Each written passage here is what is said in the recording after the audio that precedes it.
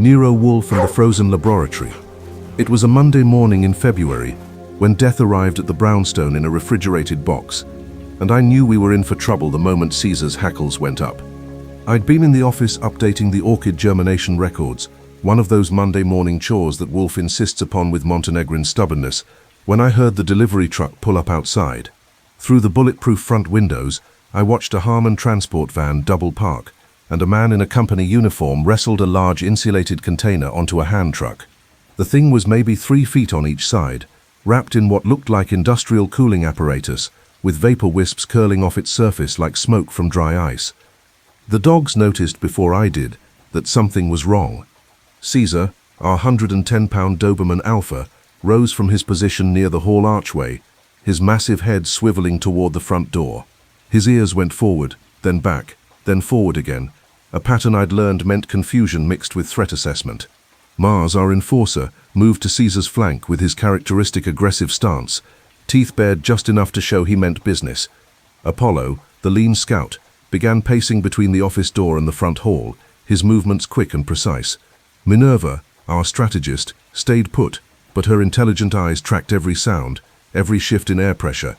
Diana, smallest and fastest of the Dobermans, positioned herself at the bottom of the stairs, ready to intercept anything heading up toward Wolfe's plant rooms on the roof.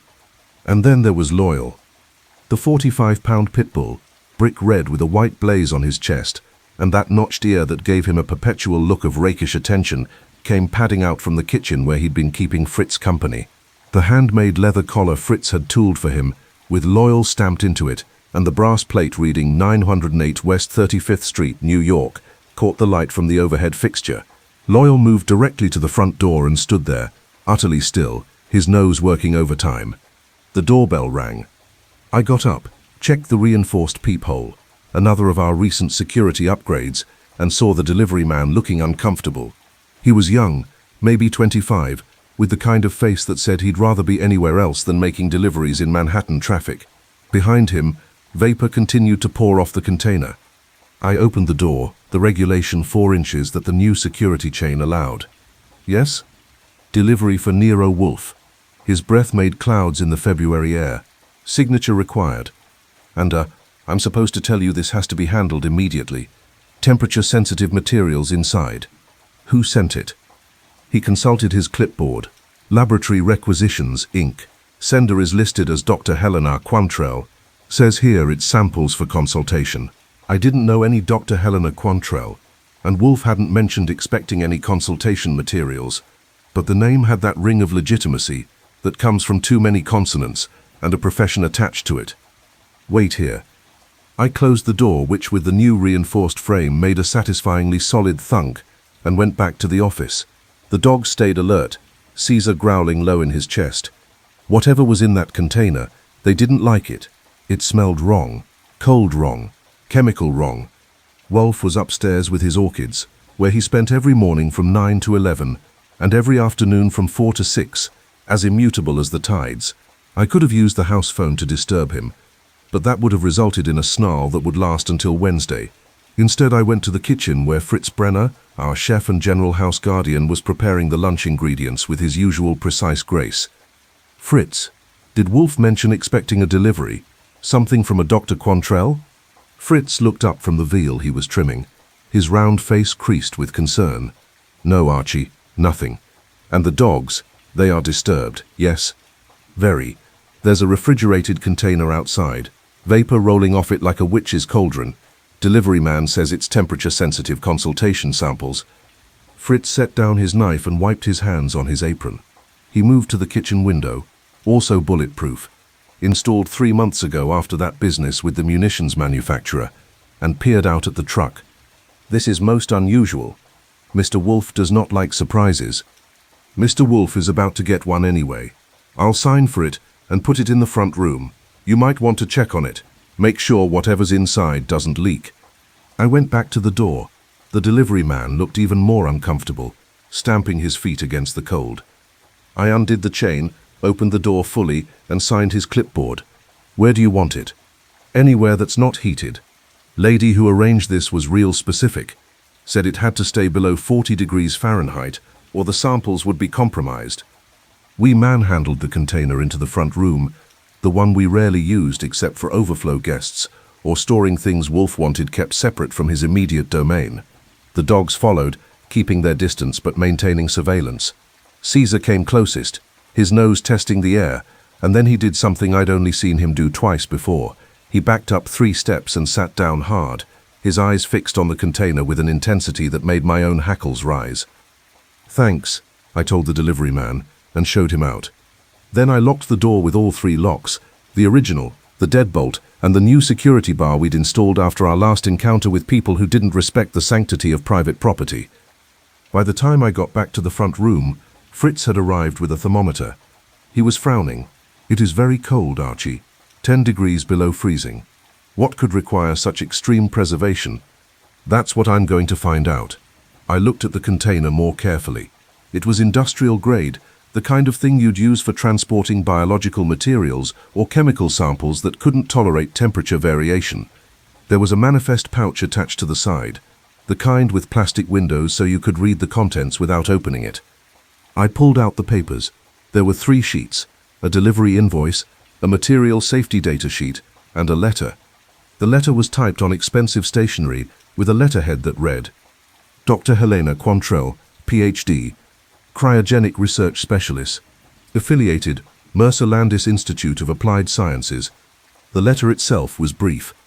"Mr. Wolfe, I am writing to you because you are the only person in New York who might understand what I've discovered, and the only one I can trust with my life, which is now in considerable danger. The samples in this container represent 6 months of work at a laboratory that should not exist. 3 days ago, my colleague Dr. James Torrance was found dead in Laboratory 7, frozen solid in a room where the climate control had been functioning normally. The police called it equipment malfunction. It was murder. I know what was really happening in that lab. I know what they were testing and why James had to die. I cannot go to the police because some of them may be compromised. I cannot go to my superiors because they are definitely compromised. The samples I'm sending you are proof. They will show you what I've learned, but you must keep them frozen and you must examine them quickly. I will call on you Tuesday evening to explain everything. Please, Mr. Wolfe, I have nowhere else to turn. Dr. Helena Quantrell." I read it twice, then read the material safety data sheet. It listed the contents as biological tissue samples, human origin, preserved in liquid nitrogen suspension. There were handling warnings about frostbite, about proper ventilation, about the dangers of rapid temperature change. The invoice showed the samples had been shipped from an address in Westchester County, 2847 Millbrook Road, Hawthorne, New York, the Mercer Landis Institute. I stood there in the cold front room with 6 dogs watching me and wondered what in God's name had just walked through our door. Upstairs, Wolfe would be examining his Cattleya hybrids, completely ignorant of the fact that a frozen corpse, a terrified scientist, and something called Laboratory 7 had just crashed into his Monday morning like an iceberg into the Titanic. I looked at Caesar. Well, boy, somebody's got to tell him. Caesar's expression suggested he was glad it wasn't going to be him. At 11 o'clock precisely, Nero Wolfe descended from the plant rooms in the elevator and made his ponderous way to the office. He's not fat, he's obese, 1/6 of a ton of genius and appetite, housed in a frame that makes ordinary chairs whimper. He was wearing his usual yellow shirt and brown suit, with a spray of Oncidium varicosum tucked into his lapel buttonhole. He stopped at the door to the office, his massive head tilting slightly. The dogs, who'd been maintaining their vigil in the hall, all turned to look at him. Even after 3 years of living with the pack, Wolfe's relationship with them was one of mutual respect rather than affection. He acknowledged their intelligence, they acknowledged his dominance. It worked. "Archie." His voice carried that particular tone that meant he'd noticed something amiss. "Why are Caesar and his cohorts maintaining station as though expecting invasion?" "Because something invaded. It's in the front room, keeping cold." He moved past me to his desk, custom built to support his weight, and lowered himself into the reinforced chair behind it. "Explain." I explained. I gave him the delivery details, the letter from Dr. Quantrell, the description of the frozen samples, the mention of a colleague found dead in a laboratory where the temperature shouldn't have changed. I gave him the whole thing cleanly and watched his face go from irritation to interest to profound distaste. When I finished, he closed his eyes. "No," No what? No, I will not accept this case. Return the materials to their sender with a polite note explaining that I do not investigate scientific anomalies or industrial accidents. She said it was murder. She said she believes it was murder. The police have ruled it otherwise. I am not in the habit of second-guessing law enforcement when they have direct access to evidence, and I do not. The evidence is in our front room, freezing. The evidence is in our front room, disturbing the dogs and creating an untenable situation in which I will be expected to examine biological materials that should properly be the province of the police laboratory or the city medical examiner. He opened his eyes. I dislike science, Archie. I dislike laboratories. I dislike frozen corpses and terrified scientists and mysterious institutes in Westchester County. Return the materials. I leaned against my desk. She's coming here Tuesday evening. Then you will inform her, when she arrives, that I cannot help her. You will be polite but firm. You will recommend that she contact the district attorney's office with her concerns. Wolfe. No. She says people are compromised. She says she can't go to the police. Everyone who wishes to avoid official investigation says they cannot go to the police. It is a common refrain among those who have something to hide, or an exaggerated sense of conspiracy. Miss, he glanced at the letter I'd placed on his desk. Dr. Quantrell may be entirely sincere in her fear, but that does not obligate me to involve myself in matters that lie well outside my expertise and even further outside my interest. Fritz appeared in the doorway. Lunch will be ready in 20 minutes, Mr. Wolfe. Shall I prepare for 3? If Dr. Quantrell is coming tomorrow, perhaps. Dr. Quantrell is not our concern. Lunch for 2. Wolfe picked up his current book, A History of Byzantine Agricultural Policy, and opened it with the air of a man who considers the discussion closed. I looked at Fritz. He gave me one of those Gallic shrugs that meant you knew this would happen. I looked at the dogs, still clustered in the hallway. Caesar was staring at the front room door like it contained something that needed killing. Fine, I said. I'll call the delivery service and arrange to have the container picked up. But I'm not calling Dr. Quantrell to tell her you're refusing. You can do that yourself when she shows up tomorrow night. Wolfe grunted, which meant he'd heard me and was ignoring me. I went to my desk and picked up the phone to call Harmon Transport. While I waited for someone to answer, I thought about a woman somewhere in Westchester County who was so frightened she'd sent frozen proof of murder to a private detective she'd never met, and who was counting on that detective to save her life. The line connected. Harmon Transport, dispatch. Yes, this is Archie Goodwin at 908 West 35th Street. I need to arrange a pickup for a refrigerated container that was delivered here this morning. Can you send someone out today? Let me check the schedule. There was a pause, the sound of pages turning. I'm not showing any delivery to that address this morning, sir. You delivered it at 9:47. Your driver had me sign for it. Package from Laboratory Requisitions, Inc. Another pause, longer. Sir, we don't have any client named Laboratory Requisitions, and our refrigerated units are all logged out to pharmaceutical runs today. Are you sure it was one of our trucks? I felt something cold settle in my stomach, and it had nothing to do with the temperature in the front room. The van said, Harmon Transport. The driver wore your uniform. Sir, I think you should call the police. That wasn't our van. I thanked him and hung up. Then I sat there for a moment, thinking about a fake delivery, a fake van, and a real container of frozen evidence that someone had gone to considerable trouble to plant in Nero Wolfe's brownstone. Wolfe was still reading. I cleared my throat. Wolfe? Yes? He didn't look up. That delivery wasn't legitimate. The transport company never heard of Laboratory Requisitions, Inc. Someone went to the trouble of creating a fake van and uniform to deliver that container to us specifically. Now he looked up, his eyes half-lidded and deceptively sleepy, focused on me with the intensity of a jeweler examining a suspicious diamond. Someone wanted us to have this evidence, I continued. Someone who either is Dr. Quantrell or is pretending to be her. Someone who knows where we live and how to make a delivery look legitimate. Someone who is playing a game that involves frozen corpses and fake laboratories and us. Wolfe set down his book. Call Mr. Kramer. And tell him what? That we received an unsolicited package we can't return. Tell him we have received materials that may be relevant to a suspicious death. Tell him to send his forensic people to collect them. And when Dr. Quantrell shows up tomorrow and finds out we've handed her evidence to the police, she specifically said she couldn't trust. Then she will learn that we are not criminals harboring potential evidence in a murder investigation. He picked up his book again. Call Mr. Kramer. I didn't call Kramer. Not yet. Instead, I went back to the front room where the container sat, like a cold accusation in the corner. The dogs followed me, maintaining their perimeter. I opened the manifest pouch again and pulled out all the papers, looking for anything I might have missed. There was one more sheet, stuck to the back of the material safety data sheet. It was a photograph, slightly blurred as though taken in a hurry. It showed a laboratory, sterile white walls, steel equipment, banks of what looked like industrial freezers, and in the center of the frame, lying on the floor in a position no living person would maintain, was a man in a lab coat. He was covered in frost. I turned the photo over. On the back, in pencil, someone had written, Laboratory 7, February 2nd, 6:22 a.m. Dr. James Torrance. The temperature was 72 degrees.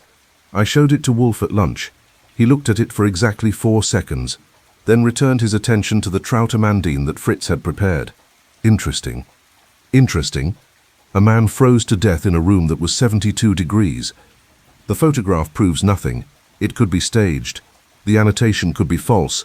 The body could have been moved from a cold environment and posed for dramatic effect. Or, I said, it could be exactly what it looks like. Something impossible that happened anyway. Wolfe cut another piece of trout. When Dr. Quantrell arrives tomorrow, you may show her in. I will give her 15 minutes to explain why she sent us fabricated evidence and what she hopes to accomplish with this elaborate deception. Then I will recommend she seek psychiatric help and show her out. I ate my own lunch and said nothing, because I knew that look in Wolfe's eye, the one he gets when something truly inexplicable crosses his path, and his brain can't help but worry at it, like a dog with a bone. He was hooked. He just didn't know it yet. Dr. Helena Quantrell didn't arrive Tuesday evening. She arrived Tuesday afternoon at 3:17 p.m. in a taxi that pulled up fast and departed faster. She came up the steps at a near run, and by the time I got to the front door, having been alerted by Apollo's sharp bark, she was already leaning on the bell like she was trying to send Morse code. Through the peephole I saw a woman in her early 30s, dark hair pulled back in a hasty bun, wearing a wool coat that had seen better days and carrying a leather satchel that bulged with papers. Her face was pale, her eyes darting up and down the street like she expected someone to jump out from behind a parked car. I opened the door. Dr. Quantrell? Yes, please. I need to see Mr. Wolfe immediately.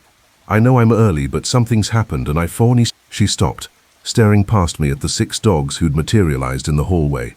Caesar stood at the front of the pack, Mars and Apollo flanking him, Minerva and Diana watching from the sides, and Loyal bringing up the rear with his characteristic steady calm. They're friendly, I said, unless you're carrying explosives or have hostile intent. I'm not. I just need to speak with Mr. Wolfe. He's upstairs with his orchids. He doesn't come down until 6. You can wait in the office, or you can come back at... I can't come back. I can't go anywhere. They know I sent you the samples. They know I'm here. She was shaking, and not from the cold. Please. I let her in and closed the door, engaging all 3 locks. The dogs followed us to the office, maintaining their standard formation. Caesar kept between her and the stairs. He took his security responsibilities seriously, but none of them showed aggression. They decided she was frightened, not dangerous. Different things. Sit, I told her, indicating the red leather chair that faced Wolfe's desk. Start from the beginning. Who knows you sent us the samples? She sat, clutching her satchel. I went to the institute this morning. I needed to collect some personal effects and I thought I could go in unnoticed. But my badge had been deactivated. My lab access was revoked. And Dr. Amory Kelton, the director, he was waiting in my office. What did he want? He wanted to know what I'd done with the samples. He said they were government property, that removing them was theft, that I could be prosecuted. But the way he said it, she stopped, took a breath. He wasn't angry. He was afraid. And then he said something about how tragic it would be if I had an accident like James did. He threatened you, he implied, very carefully. And then he asked me directly, had I sent anything to anyone? Had I made copies of any research? Did anyone else know about Laboratory 7? What did you tell him? I lied. I said I hadn't taken anything, hadn't sent anything, didn't know what he was talking about, and then I left. She opened her satchel and pulled out a manila envelope. But before I left the building, I went to archives. I photostated these. She spread papers across my desk. They were laboratory reports, dense with technical terminology and numerical data. I picked one up at random and tried to make sense of it. Subject: rapid cryogenic cellular suspension. Project: Frostfall. Date: January 15, 1955. Lead researcher: Dr. James Torrance. Classification: top secret, military application. The rest was scientific jargon about tissue preservation, cellular damage, flash freezing protocols, and something called instantaneous thermal extraction. I put it down and picked up another. I'm suggesting Dr. Quantrell has questions that haven't been answered. Questions about how a man freezes to death in a 72-degree room. Kelton's expression didn't change, but something shifted behind his eyes.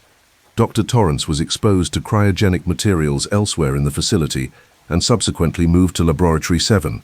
That's the conclusion of both our internal investigation and the police examination. Moved by whom? And why? Those questions remain under investigation. By whom? By the appropriate authorities. Saul spoke for the first time. Would those authorities include the Department of Defense? Since Project Frostfall appears to involve military applications. Now Kelton's face did change. The pleasant corporate mask slipped just enough to show something colder underneath. Where did you hear that name? From someone with direct knowledge. Someone who was Dr. Torrance's colleague and is now concerned for her own safety. If Dr. Quantrell has shared classified information with unauthorized persons, she has violated federal law. She can be prosecuted for treason. I kept my voice level. And if Dr. Torrance was murdered by someone within this institute, that person can be prosecuted for murder. Those two facts can coexist. Kelton stood. This conversation is over. You have no authority to investigate this matter, no clearance to access any information regarding Project Frostfall, and no business being on these premises. Patricia will show you out. One more question, I said. Who had access to Laboratory 7 on the morning of February 2nd? Ask the police. They have the access logs. I'm asking you. His jaw tightened. Laboratory 7 is a restricted facility. Only authorized personnel with active security clearance can enter. Dr. Torrance had access. So did his immediate team. So do I. That's all you need to know. And who was on his immediate team? Dr. Quantrell, Dr. Rupert Fenwick, lab technician Bernard Auster. Now leave. Patricia Doyle reappeared in the doorway, her pleasant smile not quite masking the firmness in her stance. We left. We had no choice, but as we walked back through those sterile corridors, I filed away several important facts. 1. Kelton knew about the 72-degree room. He had an answer ready. 2. He'd named 3 people with access to Laboratory 7, and one of them, Bernard Auster, had been the one to find the body. 3. He'd threatened Dr. Quantrell with federal prosecution, which meant he was willing to use legal force to keep her silent. And 4. He'd ended the interview the moment Saul mentioned the Department of Defense. We got back to the car. Saul said, "He's hiding something." Multiple somethings. The question is whether one of those somethings is murder. Want me to check out the other 2 names? Fenwick and Auster. Yes. And while you're at it, see if you can find out anything about the security setup. Who controls access logs? Who reviews them? Whether there's any record of entry and exit times. On it, Saul looked back at the building. This place feels wrong, Archie. Too clean, too controlled. Like they're not just hiding secrets, they're manufacturing them. I started the car. Let's find out what they're manufacturing and whether Dr. Torrance died for it. We drove back to Manhattan through traffic that seemed almost warm compared to the chill in that institute. I kept thinking about Kelton's face when Saul mentioned the DOD. Fear, anger, and something else. Something that looked a lot like guilt. By the time I got back to the brownstone, it was past noon. Wolfe was in the office with Dr. Quantrell, examining the laboratory reports she'd brought. The dogs had relaxed their guard somewhat. Caesar was back in his usual position by the hall archway, but they still maintained awareness. Whatever was in those frozen samples, they hadn't forgotten about it. I gave Wolfe the full report on Kelton. When I finished, he grunted, "Dr. Quantrell, tell Mr. Goodwin about Dr. Fenwick." She looked uncomfortable. Rupert and we had a relationship, briefly, about a year ago. It ended badly. Define badly. He wanted to get married. I didn't. He took it personally. Since then, he's been difficult, professional in public, but he makes comments, suggests I'm not committed to the work, implies I'm not trustworthy. Would he have reason to want Dr. Torrance dead? Rupert is ambitious. He and James competed for funding, for recognition, for Dr. Kelton's approval. But murder? She shook her head. I can't believe it. What about Bernard Auster? I asked. The lab technician who found the body. Bernard is loyal to Rupert. They work closely together. He's competent but not brilliant. The kind of technician who follows instructions rather than innovating. Wolfe leaned back in his chair. 3 people had access to Laboratory 7. 3 people therefore had opportunity. The question of motive remains. Who benefits from Dr. Torrance's death? Rupert gets his position as lead researcher, Dr. Quantrell said slowly. Dr. Kelton avoids oversight on what might be a failed project. And whoever controls the DoD funding continues to receive millions in government contracts. Or, I said, Torrance was killed to prevent him from going public with something. Dr. Quantrell, you said he was hesitant to release his research. Why? He said it was too dangerous, that the applications were too powerful, too easy to weaponize. He wanted independent verification, ethical oversight, but Kelton pushed him to turn over the data. They argued about it the week before James died. Wolfe opened his eyes. Then we have 4 possible motives: ambition, profit, suppression, and cover-up, any of which is sufficient for murder. He looked at me. Archie, when Saul reports in, I want complete background on all 3 individuals, financial records, personal associations, anything suggesting vulnerability or desperation. And in the meantime, we wait for Dr. Vollmer's colleague to analyze those samples.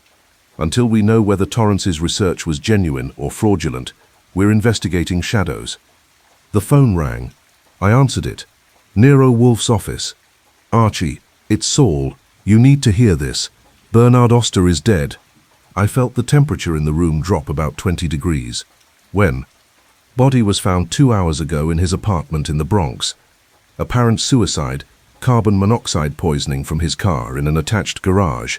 Police are calling it open and shut. It isn't suicide. I know.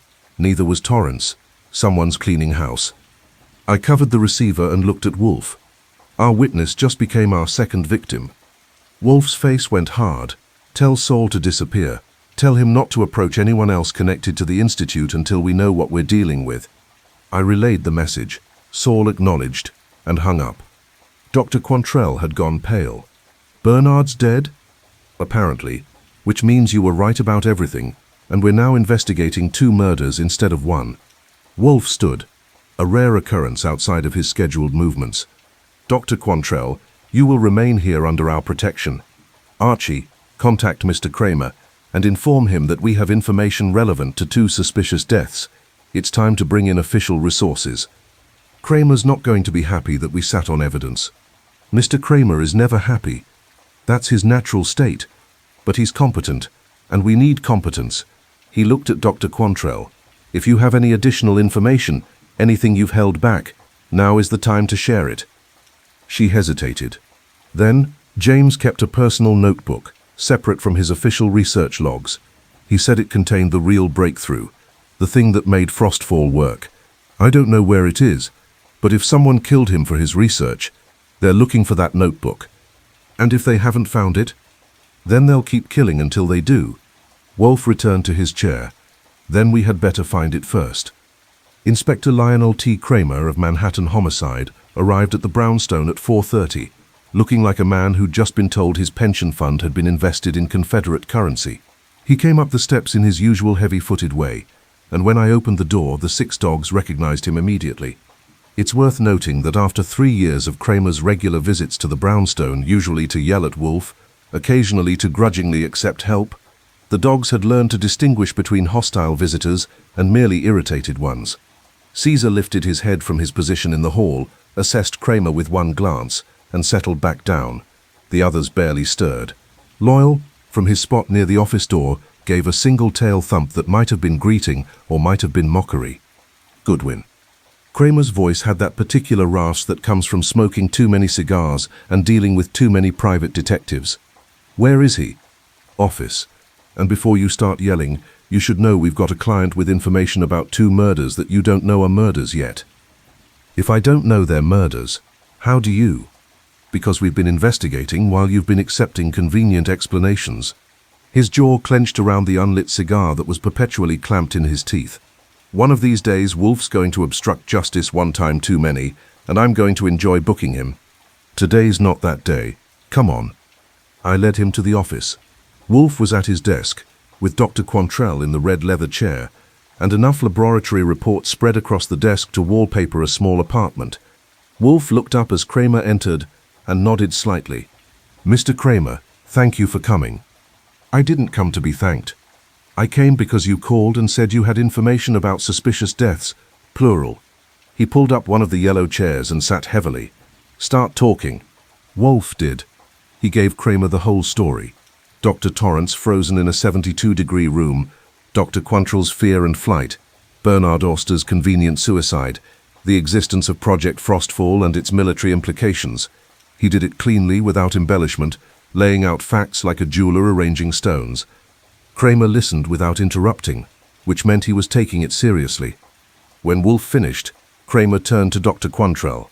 You're saying you have physical evidence that Torrance was murdered? Yes, tissue samples that will prove his cryogenic process worked. If it worked, then his death couldn't have been an accident. It would have been deliberate use of his own research against him. And you didn't go to the police because Dr. Kelton suggested I might have accidents, because Bernard Auster is dead less than 48 hours later, because I don't know who's involved or how far the corruption goes. Kramer looked at her for a long moment. Then he looked at Wolfe. You believe her? I believe the facts support her theory. Whether her theory is correct remains to be determined. What about the physical evidence? Where are these samples? Secure, and will remain so until we have independent scientific verification of their contents. That's obstruction, Wolfe. That's prudence. If Dr. Torrance was killed for his research, handing that research to authorities who may be compromised would endanger both Dr. Quantrell and any investigation. Kramer pulled out his cigar, stared at it, put it back. All right, here's what I know. James Torrance, age 42, found dead on February 2nd at the Mercer Landis Institute. Medical examiner ruled cause of death as extreme hypothermia. Circumstances were unusual, but not impossible. The theory was he'd been exposed to cryogenic agents elsewhere and moved post-mortem. By whom? Unknown. Lab security showed no unauthorized access. No one without legitimate clearance entered Laboratory 7 that morning. What about the access logs? Who entered before the body was found? Kramer consulted a small notebook. Dr. Kelton checked in at 5:47 a.m. He's often there early. Dr. Rupert Fenwick at 6:03. Bernard Auster at 6:11. Auster found the body and called security at 6:19. That's it. No one else? No one. And before you ask, the logs are tamper-proof. Biometric scanners, redundant systems, automatically backed up to an off-site server. Wolfe leaned back. Then either the logs are incorrect, or one of those 3 individuals killed Dr. Torrance. Or Torrance died accidentally, and you're chasing shadows. Mr. Kramer, do you believe Bernard Auster committed suicide? A pause. The scene fits suicide. Car running in closed garage, door sealed with duct tape, no signs of struggle. His landlord said he'd been depressed since Torrance died. Convenient. Everything in this case is convenient, which either means it's genuine or someone's very good at staging scenes. Kramer stood. I'll reopen the investigation. I'll look at Auster's death more closely. But I need those samples, Wolfe. If they're evidence, withholding them is a crime. You'll have them as soon as they've been analyzed. Dr. Quantrell has arranged for an independent laboratory at Columbia to examine them. Results should be available within 48 hours. Columbia? Which laboratory? Dr. Quantrell gave him the information. Kramer wrote it down, then fixed her with a hard stare. You're not to leave this brownstone. If you're right about any of this, you're a witness in a murder investigation. If you're wrong, you might be complicit. Either way, you stay put. I understand. He turned to Wolfe. And you, if I find out you've suppressed evidence or endangered this investigation, I'll have your license. Are we clear? Perfectly. Kramer left, his footsteps heavy on the hall floor. The dogs watched him go, and Caesar gave a small huff that might have been satisfaction. Even the dogs knew that bringing Kramer in meant we were playing for keeps now. After the door closed, Dr. Quantrell said quietly, "Do you think he believes me?" "Mr. Kramer believes in evidence," Wolfe replied. "Once he has it, he'll act. Until then, he'll investigate as though you might be either victim or perpetrator. It's his way." "And what's our way?" "Our way is to find that notebook before whoever killed Dr. Torrance finds it. Archie, call Saul. Tell him to search Dr. Torrance's residence, his office, anywhere he might have hidden personal research." I picked up the phone, but before I could dial, it rang. I answered Nero Wolfe's office. "Mr. Goodwin?" A woman's voice, young, frightened. "My name is Linda Torrance. I'm James Torrance's sister. I understand Dr. Quantrell is staying with you." "She is. I need to speak with her, and with Mr. Wolfe. It's about James, about what he was working on. Please, I have his notebook, the one he kept hidden, and I think someone's following me." I looked at Wolfe. He'd heard enough through the receiver to know what was being said. He nodded. "Come to the brownstone," I told her. 918 West 35th Street. Come directly, watch for tails, and when you get here, ring 3 times fast. We'll be ready. "Thank you. I'll be there in 20 minutes. She hung up. I hung up. Wolfe and I looked at each other. "The notebook," he said. "And another potential victim. Want me to call Saul in for backup?" "Yes. And inform Fritz that we may have hostile visitors. The dogs should remain alert." I made the calls. Then I went to the front room where the frozen samples still sat in their insulated container, cold and mysterious and deadly. Through the bulletproof window, I watched the street.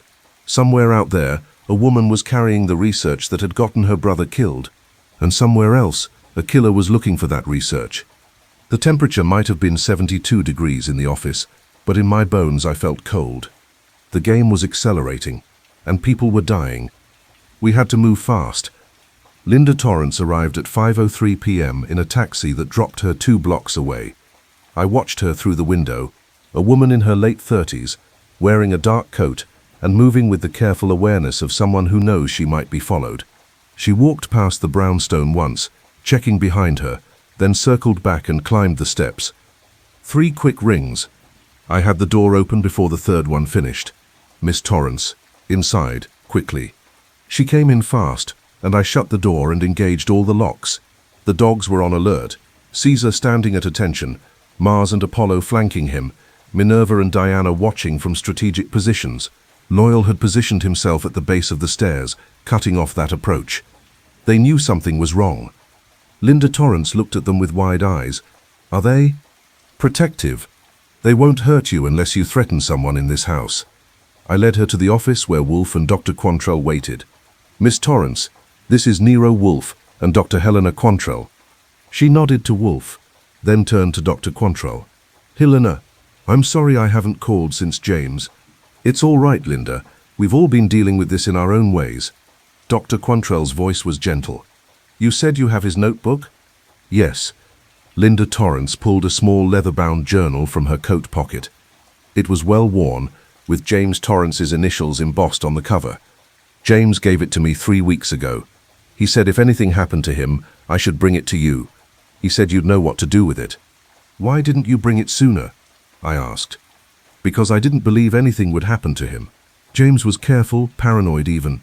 When the police said his death was an accident, I thought maybe I'd been wrong to worry." She looked at the notebook in her hands. "But then Bernard died.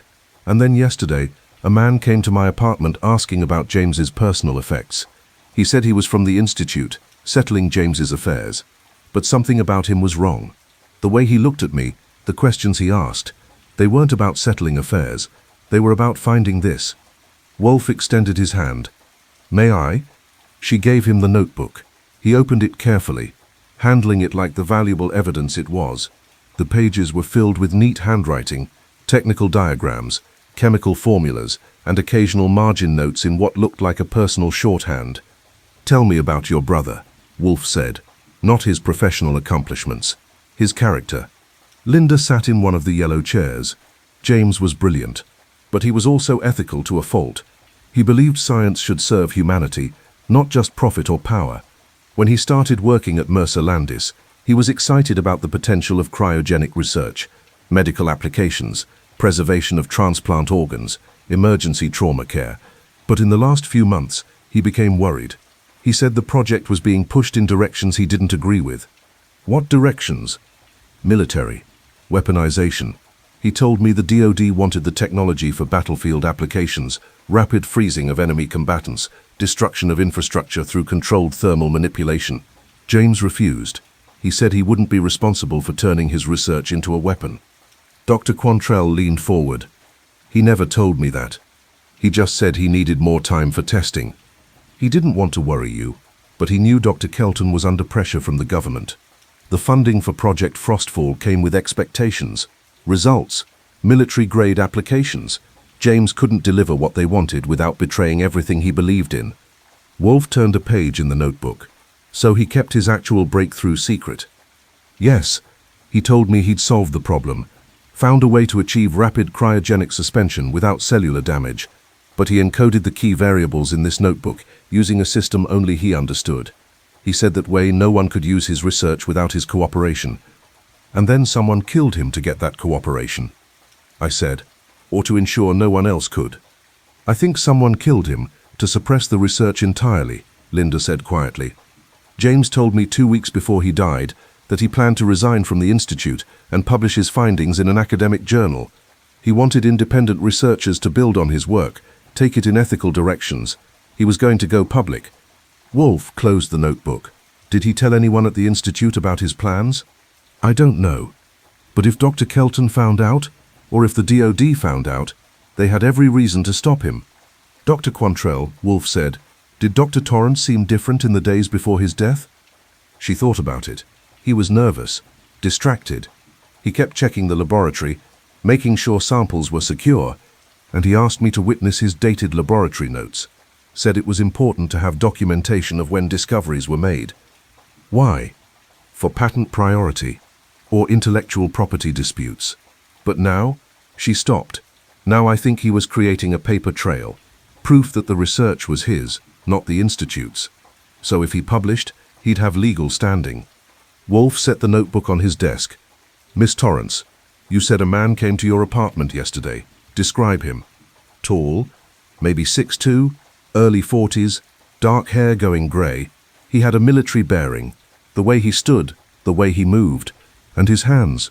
They were scarred, like he'd done physical labor or been in situations where hands get damaged. Did he give you a name? He said he was Robert Latham from the Institute's administrative office. But I checked after he left. There's no one by that name in the directory. I made a note. A fake name, military bearing, and scarred hands added up to someone who wasn't from the administrative office. They added up to someone sent to find the notebook by any means necessary. Did he threaten you? I asked. Not directly, but he said it was important that all of James's research be properly archived. He said there could be legal complications if materials were missing. And then he said something strange. He said he hoped nothing unfortunate would happen to me like it had to James and Bernard. A threat disguised as concern, Wolfe said. The lowest form of intimidation. He looked at me. Archie, Miss Torrance will also stay here tonight. Have Fritz prepare a second guest room. Already done. Fritz has that prescient thing he does. Then we have 3 immediate tasks. First, this notebook must be decoded. Dr. Quantrell, can you interpret your colleague's shorthand? I can try. James and I worked together for 2 years. I know his thought patterns, his notation system. Second, we must determine who at the Mercer Landis Institute had both motive and opportunity to murder Dr. Torrance. Archie, when Saul arrives, I want complete backgrounds on Dr. Kelton, Dr. Fenwick, and any other senior staff with access to Laboratory 7. What about the mystery man Robert Latham? That designation suggests military or intelligence connections, someone outside the Institute's normal chain of command, someone sent specifically to clean up loose ends. And our third task? Survive until we can expose whoever orchestrated these murders. because once we begin decoding that notebook, we become the next targets. The phone rang. I answered it. Nero Wolfe's office. Goodwin, it was Inspector Kramer, and he sounded like he'd just bitten into a lemon. You need to hear this. I sent someone to re-examine the Torrance death scene. Laboratory 7 was cleaned out this afternoon, completely stripped. No equipment, no files, no trace evidence. The Institute says it's scheduled renovation. I say it's evidence tampering. Can you stop them? Not without a warrant. And I can't get a warrant without probable cause that stands up to a judge. Right now, all I have is your client's theory, and a suspicious suicide. That's not enough. What about Bernard Auster's apartment? Also cleaned. Someone went through it between the time the body was removed and when my detectives arrived. Professional job.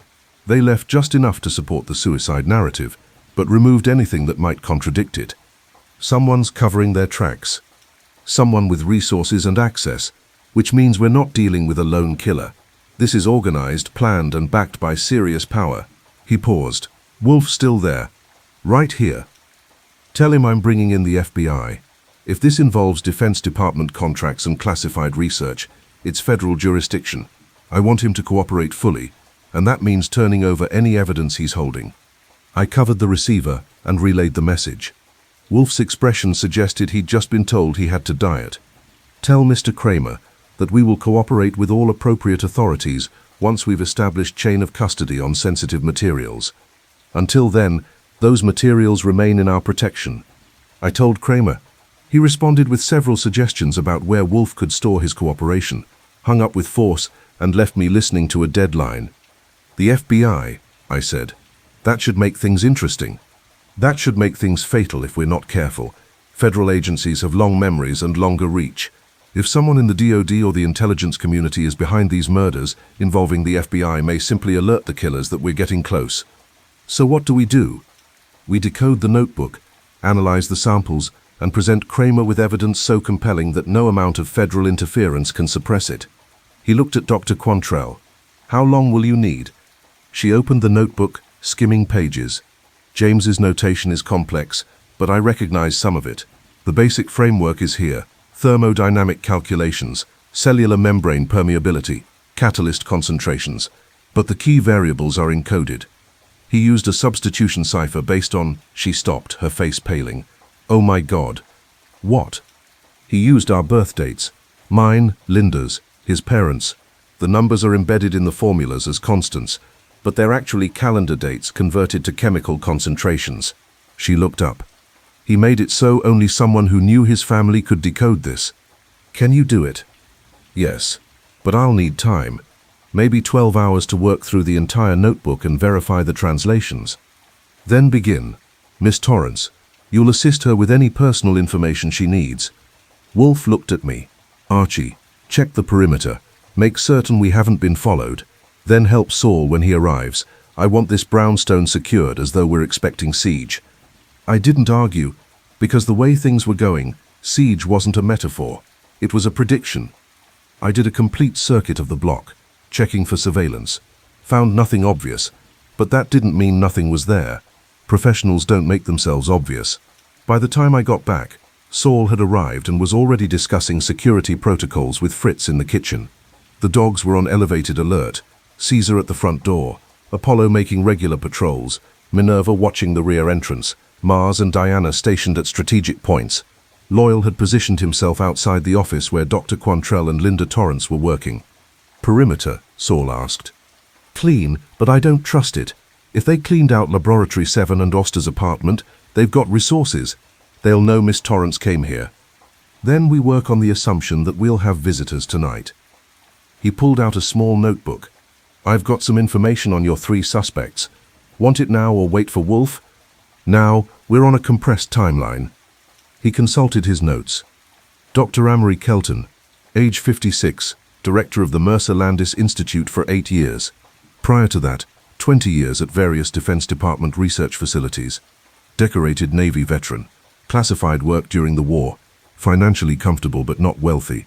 Lives within his means. No obvious signs of corruption. Which means if he's corrupt, he's smart about it. Or he's being paid in something other than money. Like career advancement or protection. Saul flipped a page.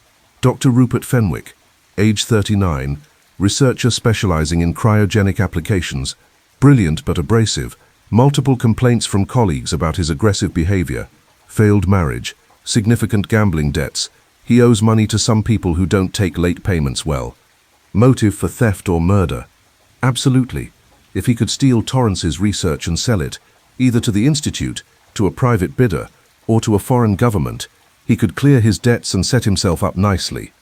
And Bernard Auster, lab technician, age 28, unremarkable record until he started working with Fenwick. Close association, some suggestions they were more than just professional colleagues. Auster's bank records show regular deposits of $500, cash, every 2 weeks for the past 6 months, well above his salary. Someone was paying him for something, or paying him to look the other way. Either way, he was compromised, which might explain why he's dead. He became a liability. I thought about it. 3 suspects, 3 different motives. Kelton protecting the Institute and his DoD connections. Fenwick looking to profit from stolen research. Auster being paid to facilitate something. Any one of them could have killed Torrance. Or all 3 working together. Conspiracy makes more sense than individual action, given how clean they've managed to keep this. Wolfe's going to love that. He hates conspiracies, too many moving parts, too many opportunities for human error. The office door opened, and Dr. Quantrell emerged, carrying the notebook. Her face was flushed with excitement or fear, possibly both. Mr. Wolfe, I've decoded the key sections. You need to see this. We went into the office. Wolfe was reading, but he set his book aside immediately. You've translated the formulas. More than that, I've found what James was really working on, and it's not what anyone thinks. She spread the notebook on Wolfe's desk, pointing to a series of equations. Project Frostfall was supposed to be about rapid cryogenic preservation, freezing tissue quickly enough to prevent cellular damage. But that was the cover story. The cover for what? For controlled thermokinetic extraction. James wasn't trying to freeze things rapidly. He was trying to extract thermal energy from localized environments with absolute precision. He'd found a catalyst that could remove heat from a specific target while leaving the surrounding area unaffected. I felt something cold settle in my stomach. You mean he could freeze a person without freezing the room they're in? Exactly. That's how he died, isn't it? Someone used his own research to kill him in Laboratory 7. The room stayed at 72 degrees because only James was being frozen. Targeted thermal extraction, precise to within inches. Wolfe's eyes were half closed. The military applications would be extraordinary. Disable enemy combatants without collateral damage. Destroy specific equipment without harming surroundings. An invisible, untraceable weapon. That's why James wanted to suppress it. He knew what it could become. And someone at the Institute, or in the Defense Department, decided they couldn't allow that. There's more. Dr. Quantrell flipped pages. James documented everyone who knew about the real application of his research. There are 3 names, she pointed. I read them. A. Kelton, R. Fenwick, B. Auster. The complete list of suspects confirmed by the victim himself. He knew one of them would kill him, I said. He suspected. That's why he encoded the notebook. That's why he gave it to Linda. Dr. Quantrell's voice was shaking. And now they're all trying to find it, because whoever gets this research controls a weapon that could change modern warfare. Wolfe opened his eyes.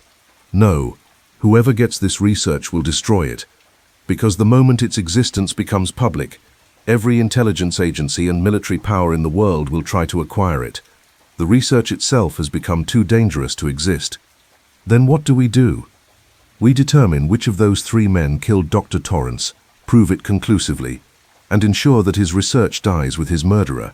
He looked at me. Archie, call Kramer. Tell him we'll turn over the evidence tomorrow morning, but tonight we're arranging a gathering. A gathering of murderers? A gathering of suspects, one of whom is a murderer. We'll invite all 3, present them with carefully selected facts, and watch how they respond. Someone will make a mistake. Someone always does. I started toward the phone, but before I could reach it, Fritz appeared in the doorway. His face was grave. Mr. Wolfe, forgive the interruption, but there is a man outside. He is standing across the street, watching the brownstone. Caesar has noticed him. We went to the front window. the bulletproof front window, and looked out. There, under a street lamp, stood a tall man with dark hair going grey. He was doing nothing, just standing there, watching. "That's him," Linda Torrance whispered. "That's the man who came to my apartment, the one who called himself Robert Latham." As we watched, he raised one hand in a small, deliberate wave. Then he turned and walked away, disappearing into the February night. "He knows she's here," Saul said. "He knows we have the notebook." "Yes," Wolfe replied, "which means tomorrow's gathering will be even more interesting than anticipated, because we'll be inviting not 3 suspects, but 4. You want to invite the assassin? I want to see what happens when we put a killer in a room with his employers and tell them all that we know their secrets. That's dangerous. Everything about this case is dangerous, Mr. Panzer. We might as well make it productive." I looked out at the empty street and thought about a man who'd frozen to death in a warm room, about a technician who'd been murdered to look like suicide, about a weapon that could kill with invisible precision. And I thought about tomorrow, when we'd gather all the guilty parties in one place and hope that Wolfe's genius could separate killer from accomplice before someone decided to make this brownstone the next target.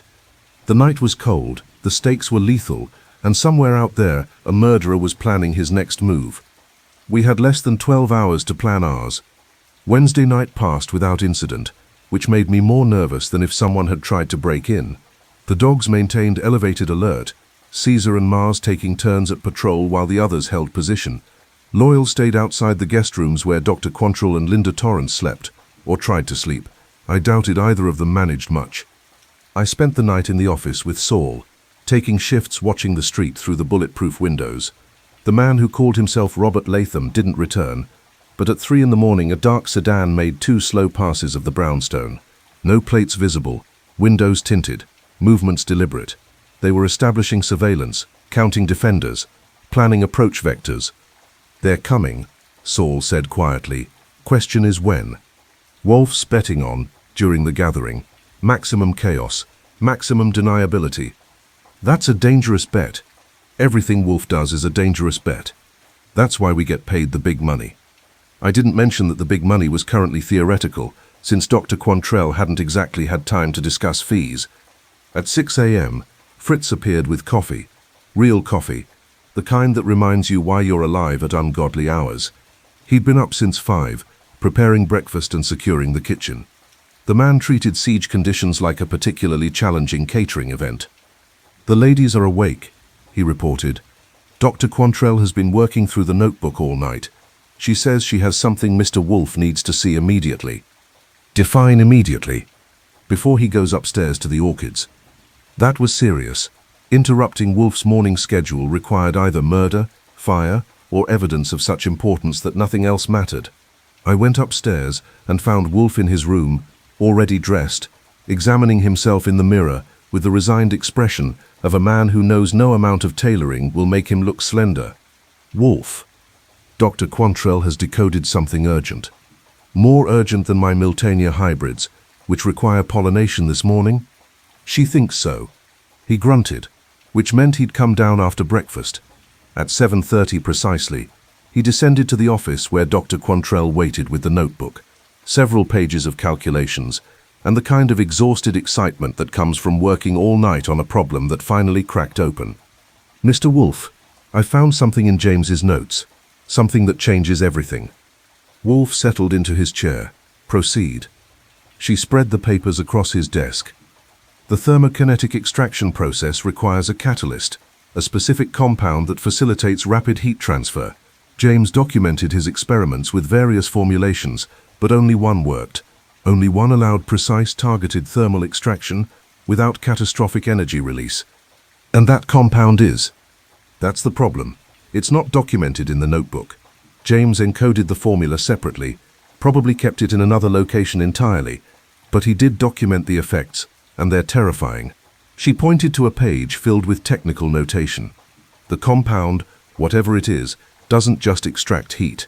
It creates a localized field effect. Anything within the field experiences instantaneous thermal equilibrium with a predetermined temperature. James tested it on tissue samples at various distances and durations. With what results? Complete cellular preservation at exposure times under 10 seconds. catastrophic tissue destruction at longer exposures, and she paused, her face pale. The effect is cumulative. Repeated exposure to sublethal doses causes progressive cellular damage that mimics natural degenerative disease. I felt ice in my veins. You're saying this could kill someone slowly, over time, and make it look like natural causes? Exactly. James noted in the margins. Weapon potential exceeds initial projections. Assassination applications untenable from ethical standpoint. Research must be suppressed. Wolfe's eyes were closed. Did he document who knew about the compound's full capabilities? Only one name appears in that section, she pointed. Kelton. James wrote. AK insists on full disclosure to DOD. I refused. Relationship now hostile. Concerned about research security. When was that entry dated? January 28th, 5 days before James died. And Dr. Fenwick? Mr. Auster? No mention of telling them.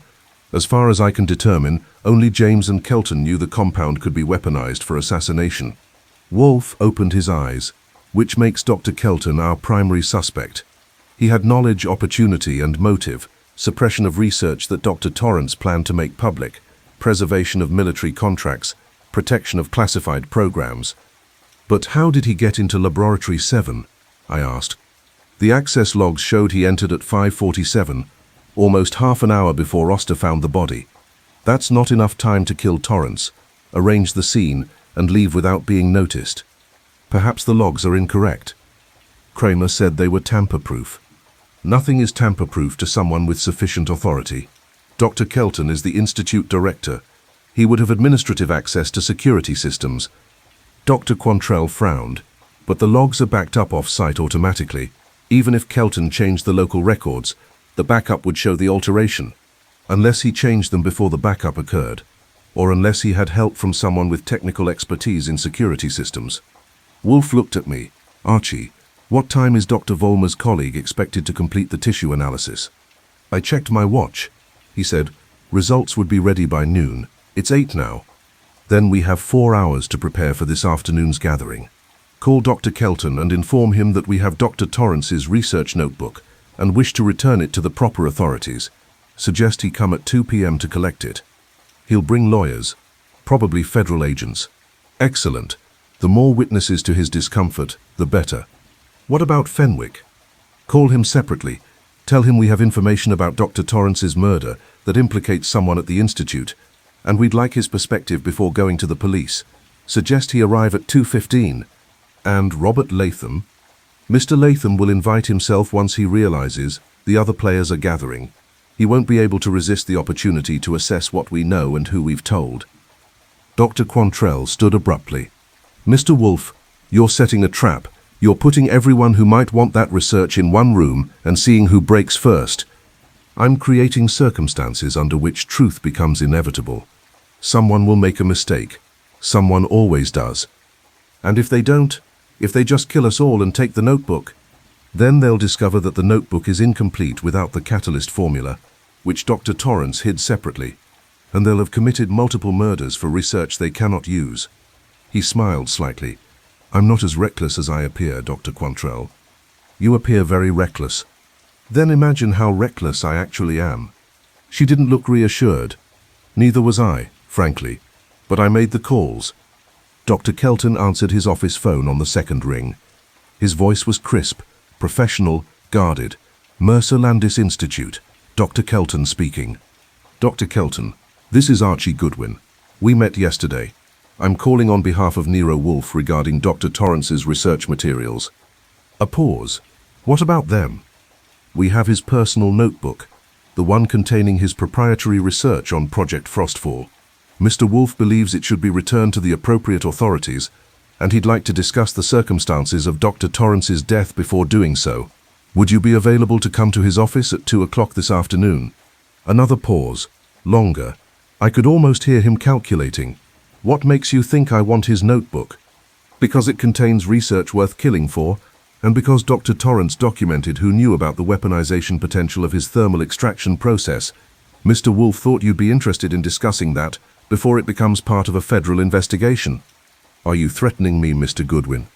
I'm extending an invitation. 2 p.m. 9118 West 35th Street. Mr. Wolfe promises discretion and the opportunity to explain your actions before Inspector Kramer receives his copy of our evidence. I'll be there, with legal representation. Bring whoever makes you comfortable. We'll have coffee ready." He hung up. I hung up. Then I called the Mercer Landis Institute again and asked for Dr. Rupert Fenwick. A woman answered, probably a secretary. "Dr. Fenwick's office." "This is Archie Goodwin. I need to speak with Dr. Fenwick about Dr. Torrance's death." "Dr. Fenwick is in a meeting. May I take a message?" "Tell him Nero Wolfe has information that will either clear him or implicate him in Dr. Torrance's murder, and he has until 2:15 this afternoon to come to 9th or West 35th Street and explain himself. After that, we're giving everything to the police." I'll give him the message." "Make sure you do. His freedom depends on it." I hung up and looked at Wolfe. Both calls made. "Think they'll come?" "Dr. Kelton will come, because he needs to know what we have. Dr. Fenwick will come, because he's arrogant enough to believe he can talk his way out of suspicion. And Mr. Latham will come, because he's been ordered to recover that notebook by any means necessary. And we'll be ready? We'll be prepared. Whether we're ready depends on whether my theory is correct." He picked up his book. "I'm going upstairs. When Dr. Vollmer's colleague calls with the analysis results, bring them up immediately. Until then, I have orchids that require attention." He went up in the elevator. I sat at my desk and tried to plan for every contingency: armed assault, legal maneuvering, federal seizure, assassination. The list was depressingly long. Saul came in from his perimeter check. No visible surveillance, but I spotted 2 men in a delivery van, 3 blocks over. They've been there an hour. Wrong neighborhood for deliveries. Mark the location. We'll want Kramer to check them out after this is over. Assuming we survive for there to be an after this. Always the optimist. At 11:30, the phone rang. I answered. "Nero Wolfe's office." "Mr. Goodwin, this is Dr. Marcus Vollmer at Columbia. I have the analysis results on the tissue samples you sent over." "Hold on." I buzzed Wolfe's extension in the plant rooms. He picked up immediately, which meant he'd been expecting the call. "Yes?" "Dr. Vollmer on the line with the tissue analysis. Put him through to the extension up here." I transferred the call and then picked up my own extension to listen in. Wolfe's voice. "Dr. Vollmer, what have you found?" "Mr. Wolfe, these samples are extraordinary. The cellular structure shows evidence of extremely rapid freezing, crystallization patterns consistent with liquid nitrogen exposure. But the cell membranes are intact. There's no rupture, no lysing, none of the damage we'd expect from standard cryogenic preservation." "Explain." "Normal freezing causes ice crystal formation that punctures cell walls. These samples show crystal formation, but it occurred so rapidly that the cells didn't have time to expand and rupture. It's as if the thermal energy was extracted in microseconds rather than minutes or hours." "Is such a process possible with current technology?" "Not that I'm aware of. The energy requirements alone would be astronomical, and the precision required. You'd need to control heat transfer at the molecular level. It's theoretically possible, but practically impossible. Yet these samples exist." "Yes, which means someone has developed a process that shouldn't exist. And Mr. Goodwin mentioned these came from a man who died under unusual circumstances. Dr. James Torrance, frozen in a room where the ambient temperature was 72 degrees. A long silence. That's not possible, and yet it happened. Could these samples have come from Dr. Torrance's body? Based on the cellular structure and the preservation method, absolutely. If someone used this process on a living person, they would freeze solid in seconds. Death would be nearly instantaneous and undetectable as murder. If the room temperature was normal when the body was found, investigators would assume the victim had been frozen elsewhere and moved. They'd never suspect the actual cause of death occurred in situ. The perfect murder. The perfect murder using a technology that shouldn't exist. Mr. Wolfe, whoever developed this process, has created something extraordinarily dangerous. If it can be weaponized, it already has been. Thank you, Doctor. Please send your full report to Inspector Kramer at Manhattan Homicide and to me. And Dr. Vollmer, take precautions. The people behind this have already killed twice to protect their secrets." "Understood. Good luck, Mr. Wolfe." The line went dead. I hung up my extension and sat there thinking about microsecond thermal extraction and impossible technologies and scientists who killed each other over research that could change warfare forever. At noon, Fritz announced lunch. At 12:30, Wolfe came down from the plant rooms looking like a man who'd spent the morning solving horticultural problems and was now ready to solve homicidal ones. At 1 o'clock, Saul reported that the delivery van had moved closer, now just 1 block away. At 1:30, Inspector Kramer called. "Wolfe there?" "Right here." I put him on speaker. "The FBI wants your evidence. They're threatening to raid the brownstone if you don't turn over everything related to Project Frostfall. Tell them they're welcome to try. I have 6 dogs and a reinforced door. I'm not joking, Wolfe. This has gone federal.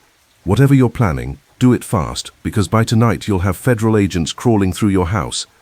By tonight, I'll have solved 2 murders and identified a conspiracy to develop weapons in violation of international conventions. The FBI can have their evidence after I've extracted justice. You're going to get arrested.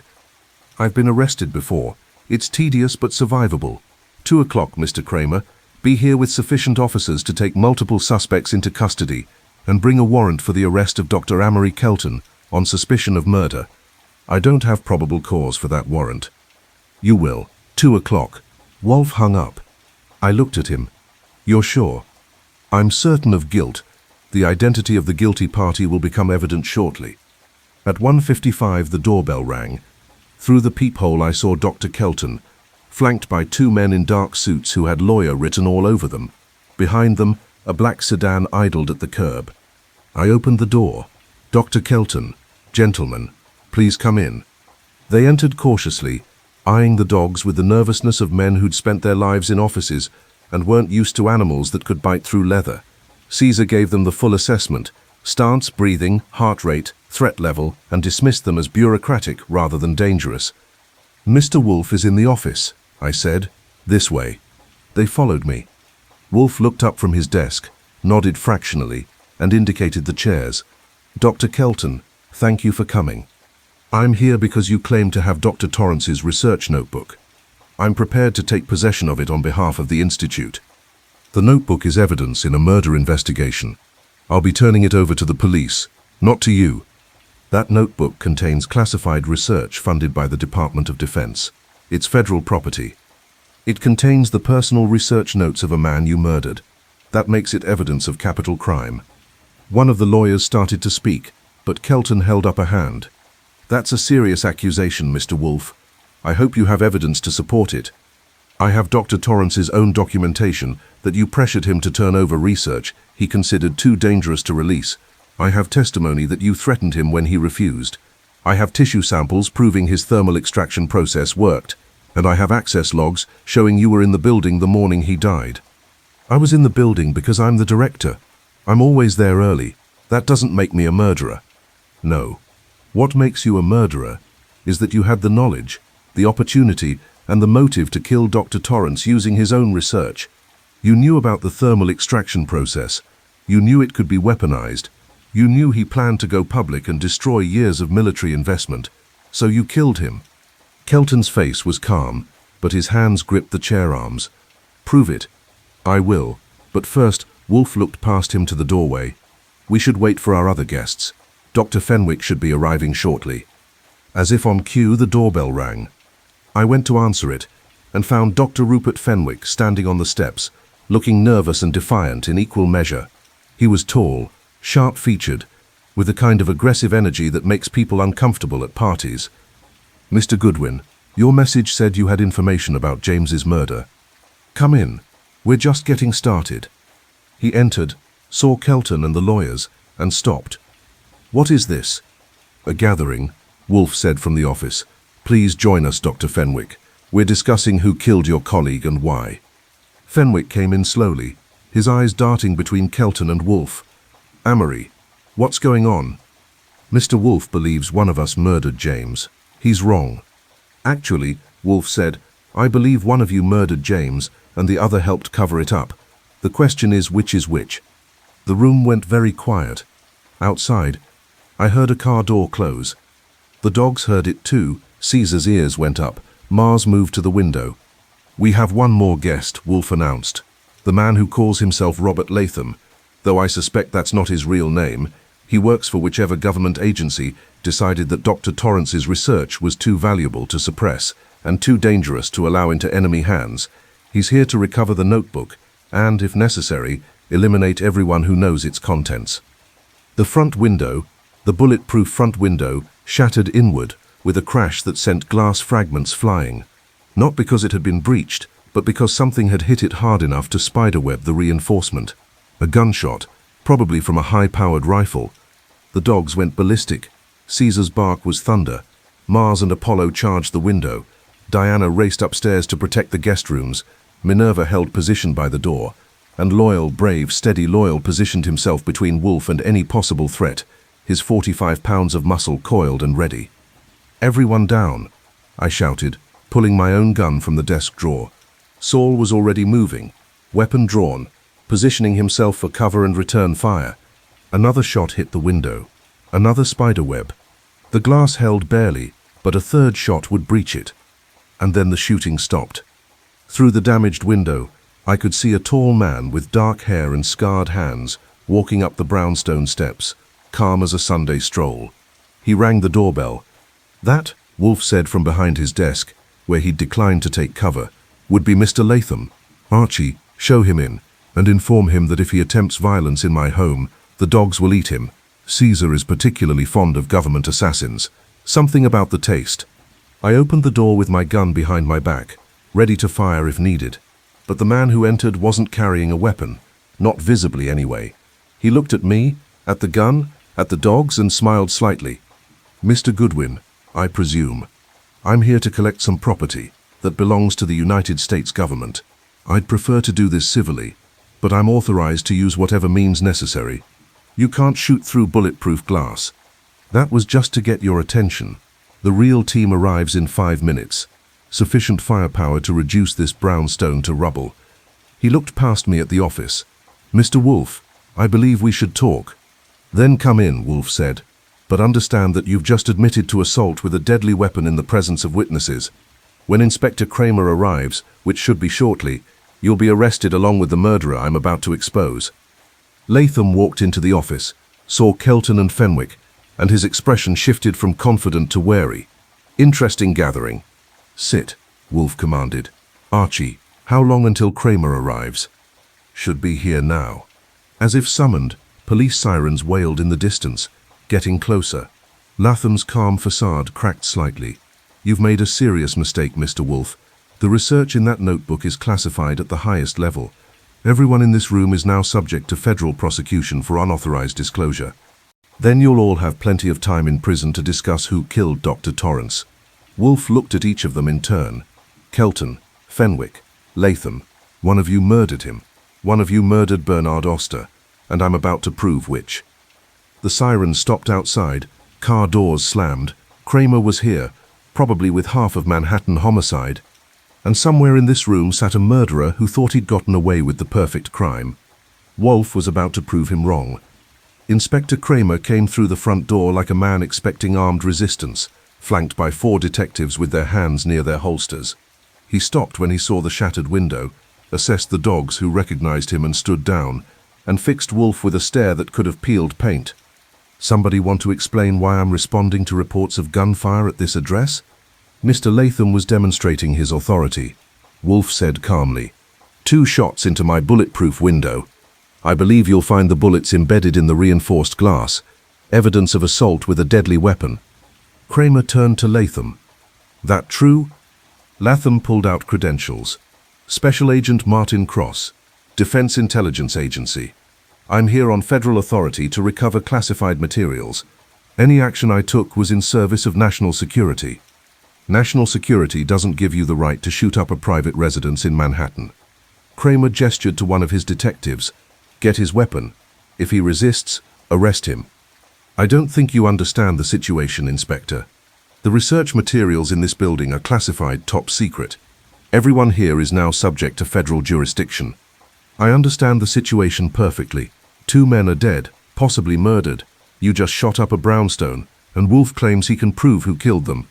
Until I determine whether this is a local homicide or a federal matter, everyone stays put and answers my questions."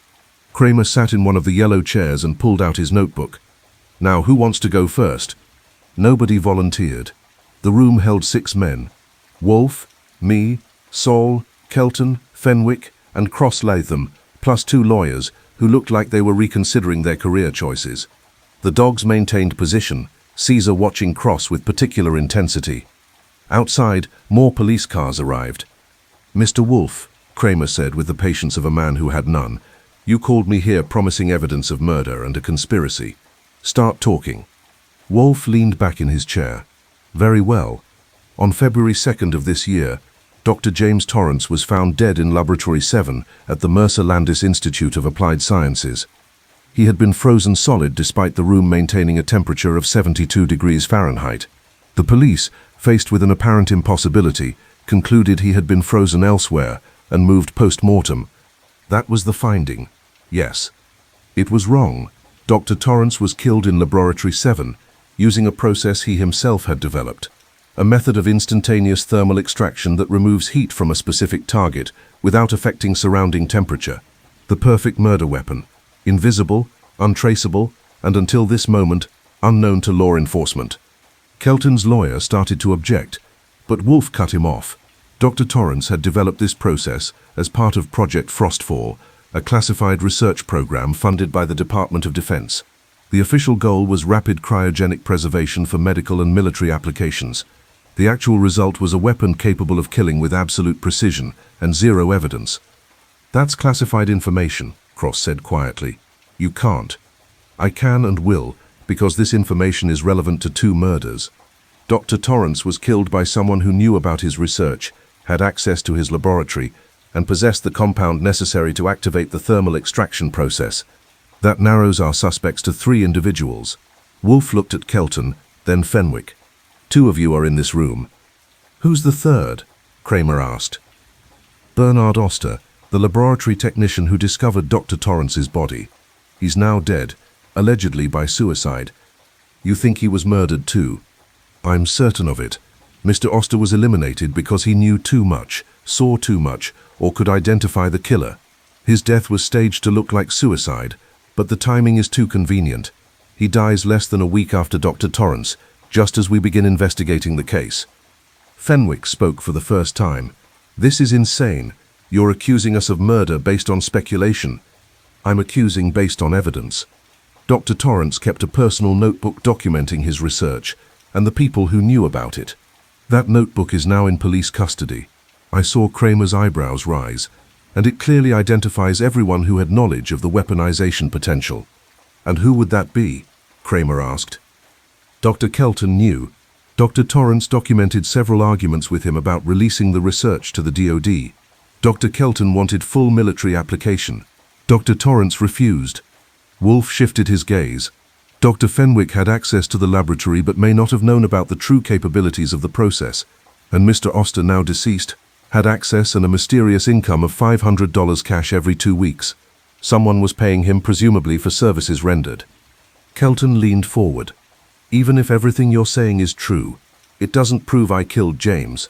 I was in the building that morning, yes, but I never entered Laboratory 7 until after the body was discovered." "The access logs support that," Kramer confirmed. "Access logs can be manipulated by someone with administrative authority," Wolfe countered. "And Dr. Kelton, as Institute Director, would have complete access to security systems. Except," I added, remembering something Dr. Quantrell had said, "the logs are backed up automatically to an off-site server. Any alteration would be detected." "Unless the alteration occurred before the backup cycle," Wolfe said, "or unless the backup itself was compromised." Cross, or Latham, or whatever his real name was, laughed without humor. "You're grasping at straws, Wolfe. You can't prove any of this." "Can't I? Then let me present additional evidence." Dr. Vollmer at Columbia University analyzed the tissue samples that Dr. Quantrell removed from the institute. His findings confirm that Dr. Torrance's thermal extraction process worked exactly as documented. The samples show cellular integrity despite rapid freezing, something impossible with conventional technology. "So the process worked," Fenwick said. "That still doesn't tell us who killed him." "No, but it tells us why. Dr. Torrance had succeeded in creating a weapon of extraordinary power. Someone wanted to either acquire that weapon or suppress it. Dr. Kelton, You represented the military interest. You needed the research for the DoD contracts that fund your institute. If Dr. Torrance went public and destroyed those contracts, your career would be finished. Kelton's face was stone. Motivation is not proof. Dr. Fenwick, you had gambling debts, significant ones. You owed money to dangerous people. If you could steal Dr. Torrance's research and sell it to a private bidder, to a foreign government, you could clear those debts and set yourself up comfortably. I didn't steal anything. And Agent Cross, you represent whatever shadowy government agency decided this research was too valuable to lose. You were sent to recover it by any means necessary, including murder. Cross's expression didn't change. You have an active imagination. I have facts. What I don't yet have is proof of which of you actually killed Dr. Torrance. But I will, because whoever did it made a mistake. Everyone makes mistakes. Kramer stubbed out his cigar in the ashtray on Wolfe's desk. What mistake?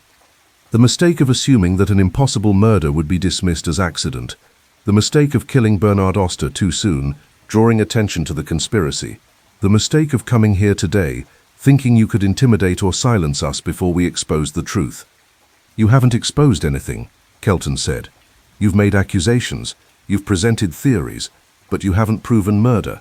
Not yet, Wolfe agreed, but I will. Archie, bring in Dr. Quantrell and Miss Torrance. I went upstairs where the two women had been waiting in the guest room, guarded by Diana and Minerva. They followed me down, pale but composed. When Dr. Quantrell saw Kelton, her face hardened. Dr. Quantrell, Wolfe said, please tell Inspector Kramer what you told me about Dr. Torrance's final days. She spoke clearly, without hesitation. James came to my office 3 days before he died. He said he'd completed the thermal extraction research but couldn't turn it over to Dr. Kelton because the military applications were too dangerous. He said he planned to resign from the institute and publish his findings in an academic journal, making the research public domain so no single government could weaponize it. Did he tell Dr. Kelton about these plans? He said he'd tried to. He said Dr. Kelton threatened to have him prosecuted for violating security clearances if he published. Kelton was on his feet. That's a lie. I never threatened him. Sit down, Kramer commanded.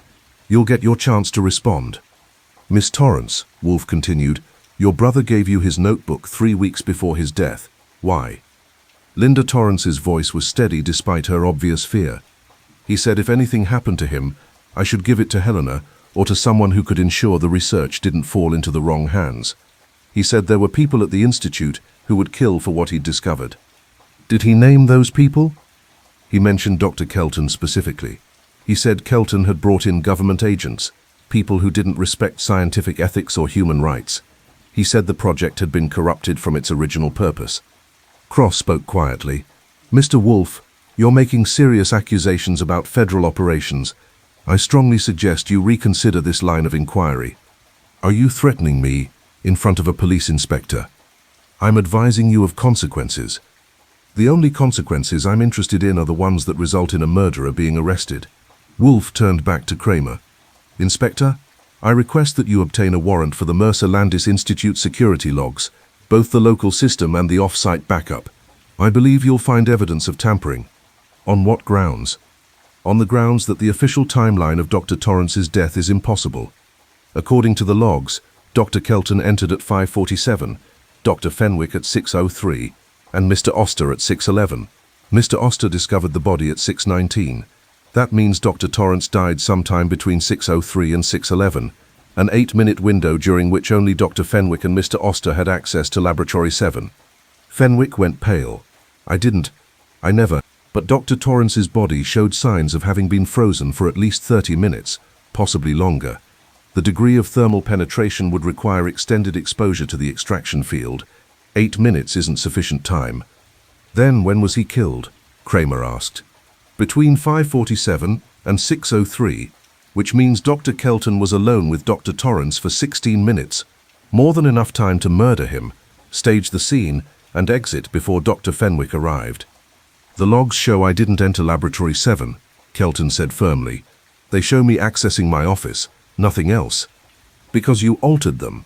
You went to Laboratory 7, killed Dr. Torrance using his own research, returned to your office, and then modified the security records to show you'd never left. The backup hadn't occurred yet. It runs on a 15-minute cycle, so you changed both copies simultaneously. Prove it. I intend to. Dr. Quantrell, what time does the Institute security backup cycle occur? Every 15 minutes, starting at 5:45 a.m., so 5:45, 6, 6:15, and so on. Which means if Dr. Kelton altered the logs between 5:47 and 6 Rhine, both the local system and the backup would show his modified version. No discrepancy, no evidence of tampering. Kramer was making notes. We'll need a forensic examination of those systems. If there's any evidence of alteration, there won't be, Kelton said. Because I didn't alter anything, I didn't enter Laboratory 7, I didn't kill James. Then explain this, Wolfe said. He nodded to me, and I pulled out the photograph that had been in the evidence container, the one showing Torrance's frozen body. This photograph was taken at 6:22 a.m., according to the annotation. It shows Dr. Torrance frozen in a position consistent with sudden death. The frost patterns on his body suggest exposure to the thermal extraction field for at least 20 to 30 minutes. I laid it on the desk where everyone could see it. Fenwick looked away. Cross studied it with professional detachment. Kelton stared at it without expression. If Dr. Torrance died between 6:03 and 6:11, he would show significantly less frost accumulation, but this degree of freezing suggests death occurred much earlier, consistent with Dr. Kelton's 5:47 entry time. Frost patterns aren't exact science, one of Kelton's lawyers objected. You can't determine time of death from ice crystals. Perhaps not conclusively, but I can determine murder weapon. Dr. Quantrell described the compound necessary to activate the thermal extraction process.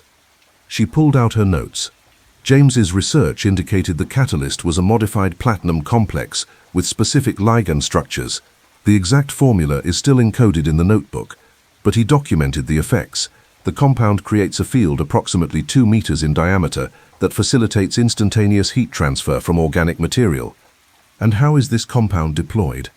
According to James's notes, it's sprayed as an aerosol and activated by electrical stimulation. Basically, you spray it in the target area and trigger it with a high-voltage pulse. The compound then facilitates rapid heat extraction for approximately 30 minutes before breaking down. Would this compound leave residue? Yes. Platinum particles would remain in the environment and could be detected with proper analysis. Inspector Kramer, did the police examine Laboratory 7 for unusual chemical residue? The lab was processed as an accident scene, not a murder scene. Standard sweep for known toxins, nothing more. Then I suggest you return to Laboratory 7 and test for platinum compounds. I believe you'll find.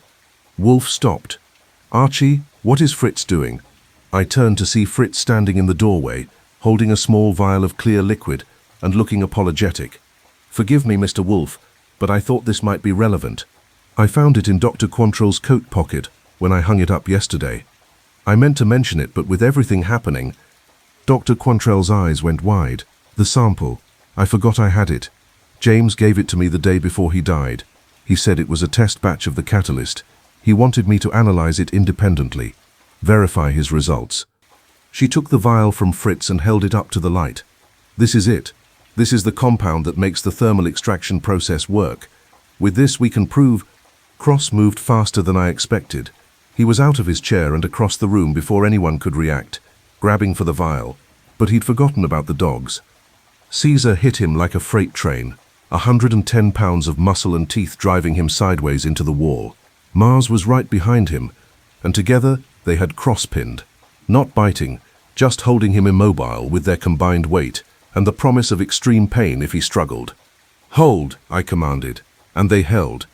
Cross lay there breathing hard, his professional calm completely shattered. "Well," Wolfe said into the sudden silence. "That was instructive. Agent Cross just revealed himself as having a very personal interest in that catalyst. The question is why?" Cross said nothing, but his face had gone from composed to furious. "Caesar, Mars, release him, but stay close." The dogs backed off slightly, maintaining position. I helped Cross to his feet and put him back in his chair. "Now, Agent Cross, suppose you tell us the truth, starting with why you just assaulted someone in front of police officers to get your hands on that compound." "I don't have to tell you anything." "Then I'll speculate. You're not here to recover the research. You're here to destroy it. The Defense Intelligence Agency, or whichever acronym you actually work for, has decided that Dr. Torrance's thermal extraction process is too dangerous to exist. If it becomes public, every hostile power in the world will try to duplicate it. So your orders are to eliminate the research, eliminate the witnesses, and ensure this technology never sees daylight. That's absurd. Is it? Then why are you here? If you wanted to recover the research legitimately, you'd have come with federal marshals and proper documentation. Instead, you came alone, shooting at my window and demanding I turn over evidence. That's not recovery, that's suppression. Kramer stood. Gentlemen, this is now officially a federal matter and a local homicide investigation. Everyone in this room is a potential witness or suspect. No one leaves until we sort this out. He looked at Cross. Starting with you. I want your real name, your agency, and your authorization for being here. Now. Cross hesitated, then pulled out credentials. Special Agent Martin Cross, Defense Intelligence Agency, Counterintelligence Division. I'm authorized to recover or suppress classified military research that poses a threat to national security. By shooting up brownstones? By whatever means necessary. That's not how it works in my city. You're under arrest for assault with a deadly weapon. Anything you say. You can't arrest me. I have federal authority. Your federal authority doesn't include attempted murder. You're going to jail, and then your agency can bail you out if they want to explain why their agents are shooting up Manhattan. Two detectives moved in and cuffed Cross. He didn't resist, but his eyes promised retribution. They led him out, and the room felt suddenly smaller without his threatening presence. Kelton was sweating. Fenwick looked like he might be sick. The lawyers were whispering urgently to each other. And Wolfe sat behind his desk like a man who'd just won the first hand, but knew the real game was just beginning. Inspector, he said quietly, we've eliminated one player. Now let's determine which of the remaining suspects actually committed murder. With Agent Cross removed from the room, the atmosphere changed. It was like removing a venomous snake from a children's party. Everyone could breathe easier, but the danger hadn't entirely passed. Two suspects remained, and one of them was a killer. Kramer settled back into his chair. All right, Wolfe, Cross is out of the picture. Now prove to me which of these two men murdered Torrance and Auster. First, let us establish facts that are not in dispute. Wolfe counted on his fingers. 1. Dr. Torrance developed a thermal extraction process capable of killing with precision and invisibility. 2. He intended to make this research public, destroying its military value. 3. He was killed using his own technology in a manner designed to appear accidental. 4. Bernard Auster, who discovered the body, was subsequently murdered and the death staged as suicide. 5. Someone has been systematically eliminating witnesses and evidence. Agreed, Kramer said. But that doesn't tell me who. Patience, Mr. Kramer. Consider the logistics of the murder. To kill Dr. Torrance, using thermal extraction, the murderer needed 3 things: the catalyst compound, access to Laboratory 7, and knowledge of how to deploy the technology. Fenwick shifted in his chair. James never shared the compound formula. Helena just said it was still encoded in his notebook. But he did create test batches. Dr. Quantrell has one. It's reasonable to assume others existed. Where would they be kept? Kramer asked. Dr. Quantrell answered. James kept experimental compounds in a locked cabinet in Laboratory 7. Only he had the key, and Dr. Kelton, who had master keys to all secure storage. Every eye turned to Kelton. He met the stares without flinching. As director, I have access to all Institute facilities. That doesn't make me a murderer. No, Wolfe agreed, but it makes you someone who could obtain the murder weapon. Now consider opportunity. The access logs show you entering the building at 5:47 a.m. You claim you went to your office and remained there until after the body was discovered. That's what happened. But you could have gone to Laboratory 7, killed Dr. Torrance, returned to your office, and altered the security logs before the 6 backup cycle. You had administrative access to the security system. I didn't alter anything. The backup server will prove that. Will it? Wolfe's eyes gleamed. Archie, when Saul investigated the Institute's security, what did he learn about the backup system? I consulted my notes. The backup runs on a 15-minute cycle, but the backup server is located in the administrative wing, with access restricted to senior staff. Specifically, it's in a secure room adjacent to Dr. Kelton's office. Adjacent to his office. How convenient. So Dr. Kelton could access both the primary security system and the backup server without leaving his immediate area.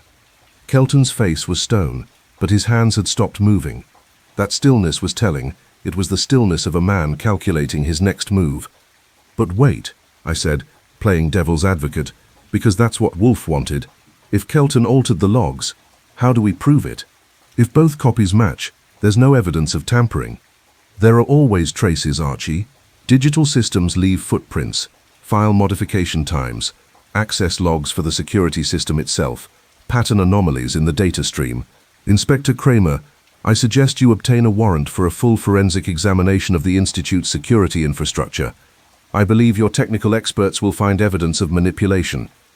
I'll get the warrant, Kramer said, but even if we prove the logs were altered, that doesn't prove Kelton killed anyone.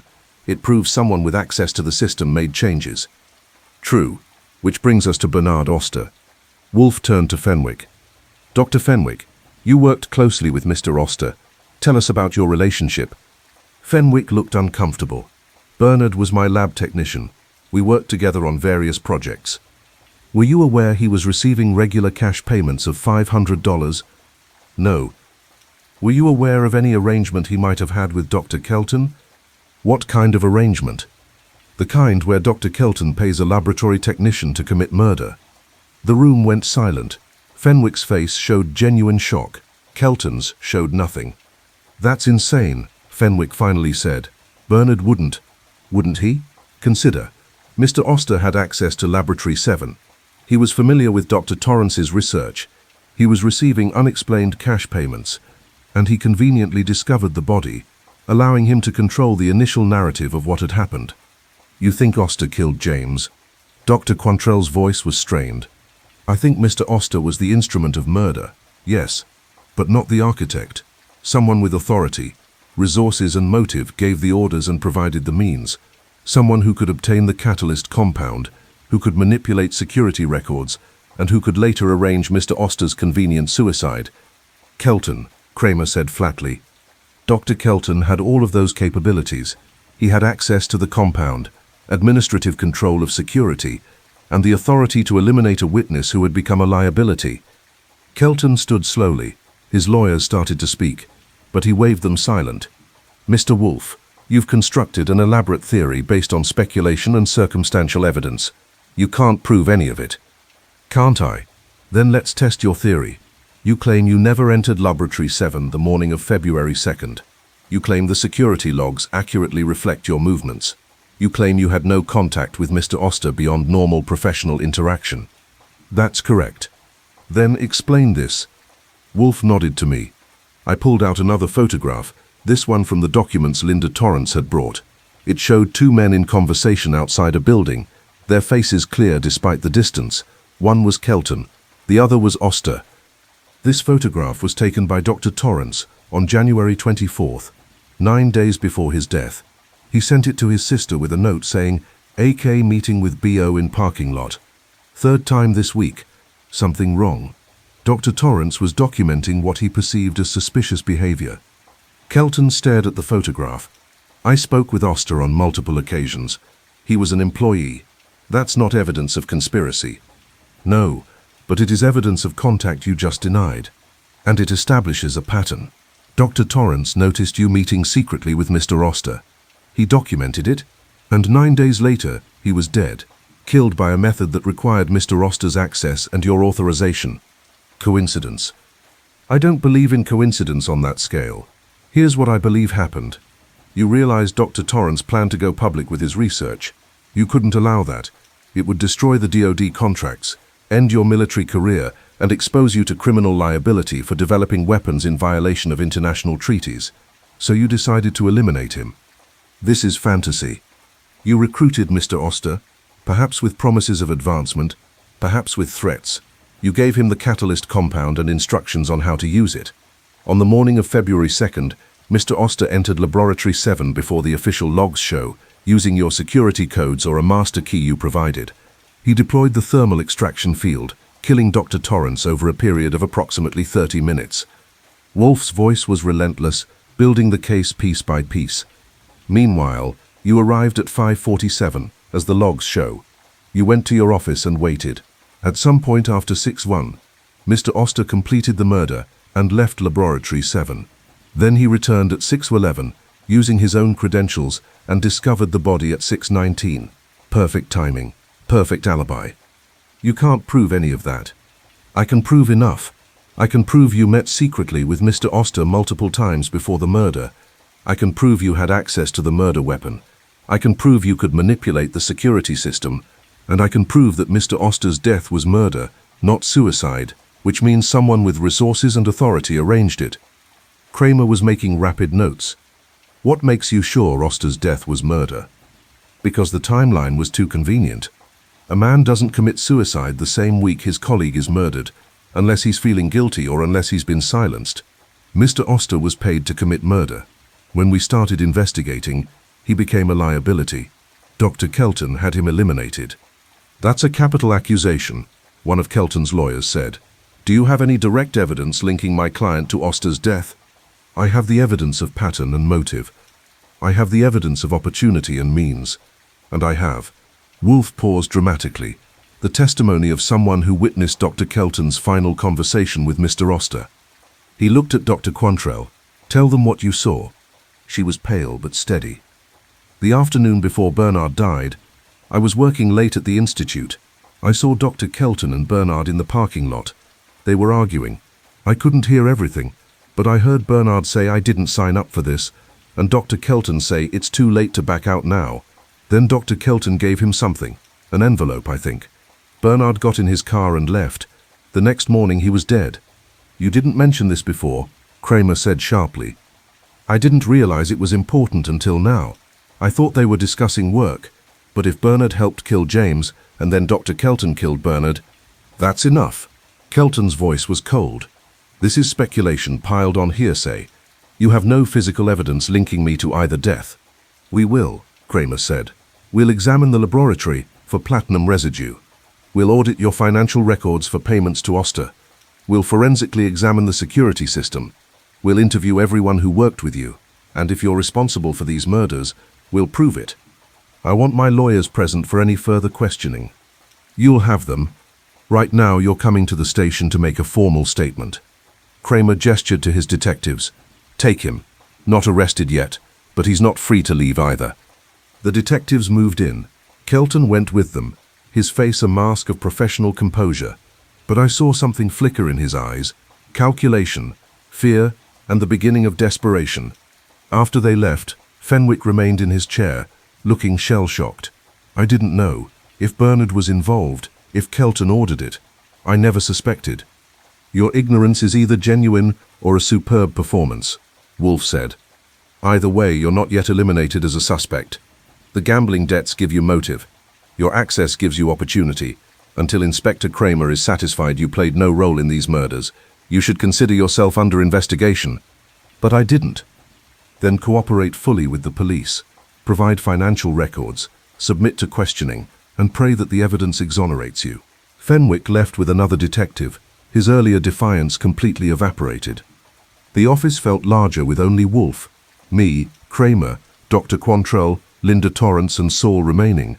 The dogs relaxed slightly. Caesar returned to his usual position, the others standing down from full alert. Kramer pulled out a fresh cigar and examined it without lighting it. You realize this is all circumstantial. A good defense attorney will tear it apart. Then find evidence that can't be torn apart. Examine Laboratory 7 for the catalyst residue. Trace the payments to Auster. Document Kelton's access to security systems. Build an airtight case. What about the catalyst formula? If it's still encoded in that notebook, we need to secure it. Dr. Quantrell held up the vial Fritz had found. We have a sample here, and I can decode the rest of the notebook. James designed the cipher so I could read it if necessary. Then do it. I want that formula in police custody, properly secured. If what Wolfe says is true, that compound is a weapon of mass destruction. It can't be allowed to fall into the wrong hands. What will you do with it? Linda Torrance asked quietly. James died, trying to keep it from being weaponized. Will the police just turn it over to the military? That's above my pay grade, Kramer admitted. but I can make sure it's secured until someone in authority decides what to do with it. That's better than letting it disappear into whatever black-budget program cross-represented." Wolfe leaned back in his chair. "There is one more thing, Mr. Kramer.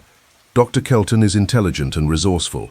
He spent his career in military research and intelligence operations. If he believes he's about to be arrested, he may take steps to eliminate evidence or witnesses."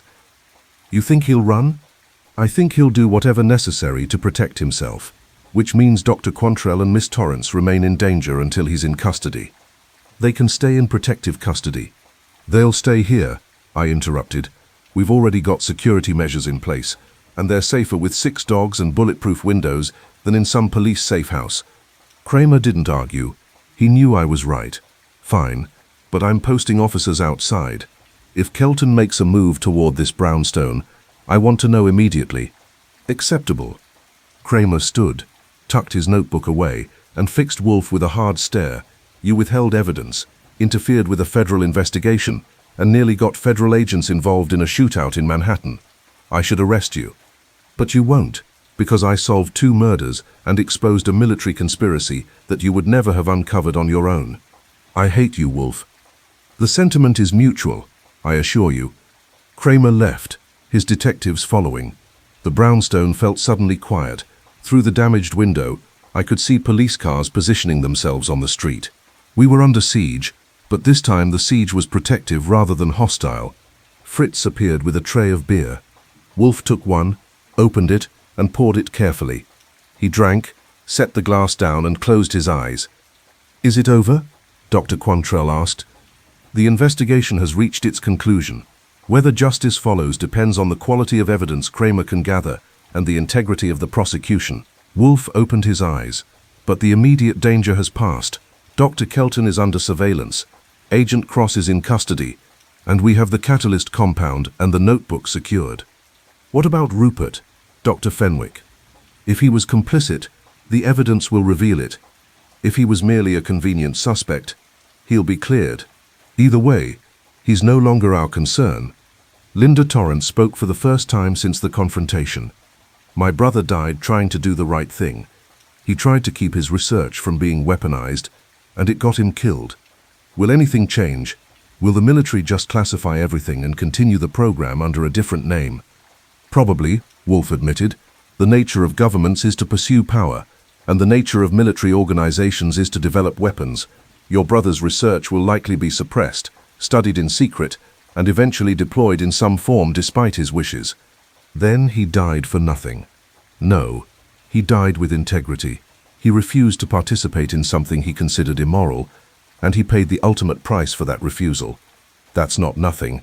That's heroism of the highest order, the quiet kind that makes no headlines but changes individual lives." Wolfe gestured to Dr. Quantrell. He inspired loyalty in his colleagues. He earned the love of his sister. He created knowledge that could have benefited humanity if used ethically. Those are not trivial accomplishments. Linda wiped her eyes. "Thank you, Mr. Wolfe. Thank your brother. He did the difficult thing. All I did was expose his murderer." The phone rang. I answered. "Nero Wolfe's office." It was Kramer, and he sounded grimmer than usual. "Goodwin, we've got a problem. Dr. Kelton just posted bail. A federal agency I'm not authorized to name put up the money. He's out, and he's gone. Vanished from his lawyer's office about 20 minutes ago.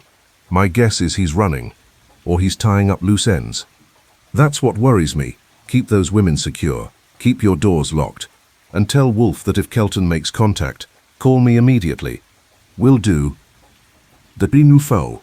I hung up and relayed the message. Wolfe's face went hard. "Archie, check the perimeter.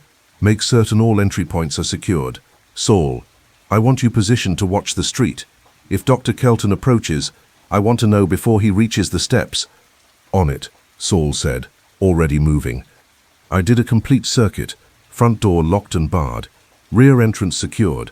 Windows all intact except the spider-webbed one in the office. The dogs sensed the renewed tension and went back to elevated alert. Caesar took point at the front, Mars at the rear, Apollo patrolling, Minerva and Diana covering the stairs, Loyal stationed outside the office where our witnesses remained. We were as secure as we could be, but somewhere in New York, A desperate man with murder on his resume and nothing to lose was making his calculations. And I had a bad feeling that this case wasn't quite as solved as we'd thought. The call came at 8 p.m., just as Fritz was serving dinner. I picked up the phone, and a voice I didn't recognize said, "Mr. Goodwin, you need to listen carefully. Dr. Kelton has information Mr. Wolfe needs to hear. Information that will change everything you think you know about Dr. Torrance's death." "Who is this?" "Someone trying to prevent another murder. Kelton wants to meet with Mr. Wolfe. Tonight. Alone. That's not going to happen. Then Dr. Quantrell dies. We know she's there. We know she has the catalyst sample and the decoded notebook. We can reach her any time we want. But Dr. Kelton is willing to exchange the truth for safe passage. Tell Mr. Wolfe, Grand Central Terminal, main concourse, 9 o'clock. Come alone, or the deal is off." The line went dead. I stood there holding the receiver, running through scenarios. It was obviously a trap. Kelton was desperate, cornered, dangerous. But there was a chance, a small chance, that he actually had information we needed. And if he did have people positioned to harm Dr. Quantrell, we couldn't ignore the threat. I went to the office. Wolfe was eating squab with pureed chestnuts, savoring each bite with the attention it deserved. He looked up as I entered. "We have a situation." He set down his fork with obvious reluctance. "Explain." I explained. When I finished, he sat in silence for a moment, thinking. Then, "It's a trap. Obviously. But one I must walk into anyway, because the alternative is unacceptable. We could call Kramer. And Dr. Kelton, or whoever called on his behalf, would know immediately. No, if he wants a meeting, I'll give him one. But on my terms." He looked at me. "Archie, call Saul. Tell him to go to Grand Central and position himself where he can observe the main concourse without being seen. Tell him to be armed and ready to intervene if necessary. And me. You'll accompany me, but at a distance. If this is a trap, they'll expect me to come alone. I'll appear to comply while maintaining support." "You really think Kelton has information?" "I think a cornered man will say anything to survive. But I also think there may be elements of this case we haven't uncovered. The involvement of the Defense Intelligence Agency suggests layers of conspiracy beyond a simple murder. If Dr. Kelton can illuminate those layers, it's worth the risk." I didn't like it, but I called Saul and gave him his instructions. Then I checked my gun, made sure I had extra ammunition, and briefed Fritz on maintaining security while we were gone. At 8:30, Wolfe hauled himself out of his chair, an operation that required leverage, momentum, and determination, and announced he was ready. He put on his overcoat, his scarf, and his hat. He looked like a mountain preparing to go for a walk. We took a taxi to Grand Central, arriving at 8:50. The terminal was busy with evening travelers, commuters heading home to Westchester and Connecticut, tourists gawking at the constellation ceiling, homeless people seeking warmth. Wolfe descended to the main concourse, and I maintained position about 30 feet behind him, scanning for threats. Saul was somewhere in the crowd. I didn't see him, which meant he was doing his job correctly. At precisely 9 o'clock, a man approached Wolfe. Not Kelton, someone younger, nondescript, the kind of face you forget immediately after seeing it. He spoke briefly to Wolfe, gestured toward the oyster bar, and walked away. Wolfe followed. So did I, keeping distance. The oyster bar was quieter than the main terminal, but still populated with diners and drinkers. Wolfe moved through it to a private alcove in the back, and there sat Dr. Amory Kelton, looking like a man who'd aged 10 years in 10 hours. I positioned myself where I could see the alcove but not be immediately visible. Saul materialized beside me. I still don't know how he does that, and we watched together. Wolfe sat down heavily across from Kelton. I couldn't hear their conversation over the ambient noise, but I could read body language. Kelton was talking urgently, gesturing. Wolfe was listening, his face impassive. Then Kelton pulled out an envelope and slid it across the table. Wolfe opened it, read whatever was inside, and his expression changed. Not much. Wolfe's face doesn't do drama, but enough that I knew whatever he'd just learned was significant. "Something's wrong," Saul murmured. "Look at the entrance." I looked. 3 men had entered the oyster bar, moving with purpose and coordination. They weren't looking at menus. They were scanning faces, and their hands were inside their coats. "Agency men," I said. Cross's backup team. They're not here for Kelton, they're here for the notebook. We moved simultaneously, intercepting them before they could reach the alcove. I got in front of the lead man, tall, buzzcut, Secret Service look, and said pleasantly, "Evening, can I help you?" "Federal agents, move aside. Show me identification." He reached for it, and that's when everything went sideways. Kelton stood up in the alcove, shouting something. The agency men pushed past me. Wolfe was on his feet, a rare sight, holding the envelope, and then Kelton pulled a gun. Not aimed at Wolfe, aimed at the agency men. Nobody moves. His voice carried over the din. People started screaming, diving for cover. "I'm not going to let you cover this up. I'm not taking the fall for your operation." The lead agency man had his own gun out. "Dr. Kelton, put down the weapon. This doesn't have to end badly." It already ended badly. Torrance is dead. Auster is dead. And you want to bury it all and pretend it never happened? Well, I'm not going quietly. "What operation?" Wolfe's voice was loud, commanding attention. "Dr. Kelton, what are you talking about?" Project Frostfall was never about medical applications. It was about creating a weapon I was ordered to develop by men who don't officially exist, men who now want to erase everyone who knows about it. "You killed Dr. Torrance on their orders." "I didn't kill anyone. I tried to protect the project. Yes. I tried to convince James to cooperate. Yes. But I didn't kill him." He swung the gun toward the agency men. "They did, or one of their contractors did. They couldn't let James go public. They couldn't let the research be exposed, so they eliminated him and made it look like I was responsible." "That's a lie," the lead agent said. "Put down the gun, and we can discuss this reasonably." "Reasonably? You murdered 2 men and framed me for it. You had Cross shoot up a private residence. You've been cleaning up witnesses and evidence for a week." Kelton's voice was ragged with desperation. "I'm done being your scapegoat." I had my gun out, trying to find an angle that didn't risk hitting civilians. Saul had disappeared, probably flanking around for a better position. The oyster bar had mostly cleared, people scrambling for exits.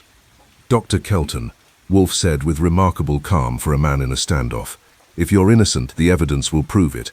Shooting federal agents will not help your case. The evidence has been destroyed or fabricated. Laboratory 7 was stripped clean. Auster's apartment was sanitized. Even the security logs have been altered. Not by me, by them." He was backing toward an exit, gun still raised. "The documents in that envelope prove it. They prove the Defense Intelligence Agency ordered Torrance's death. They prove I was being set up as the patsy. And they prove that everyone involved in this case is now a target for elimination." The lead agent spoke into a wrist microphone. "We have a situation at the oyster bar. Subject is armed and making threats. Need backup and crowd control." "Subject is telling the truth." Wolfe countered loudly. "If you kill him, you lose the only witness who can expose your conspiracy." "We're not going to kill anyone. We're taking Dr. Kelton into federal custody for questioning. Questioning that will end with me committing suicide in a cell or dying in a convenient car accident." Kelton reached the exit. "Tell them, Mr. Wolfe. Tell them what's in those documents. Tell everyone that the United States government murdered its own scientists to protect a weapons program that violates every treaty we've signed." And then he ran. The agency men went after him. Wolfe stayed put, clutching the envelope. I ran to him. "Are you hurt?" "I'm fine. But Dr. Kelton is not. He's a dead man running." He handed me the envelope. "Read this. Then get it to Inspector Kramer immediately." I pulled out the documents. They were classified memos, heavily redacted but still legible.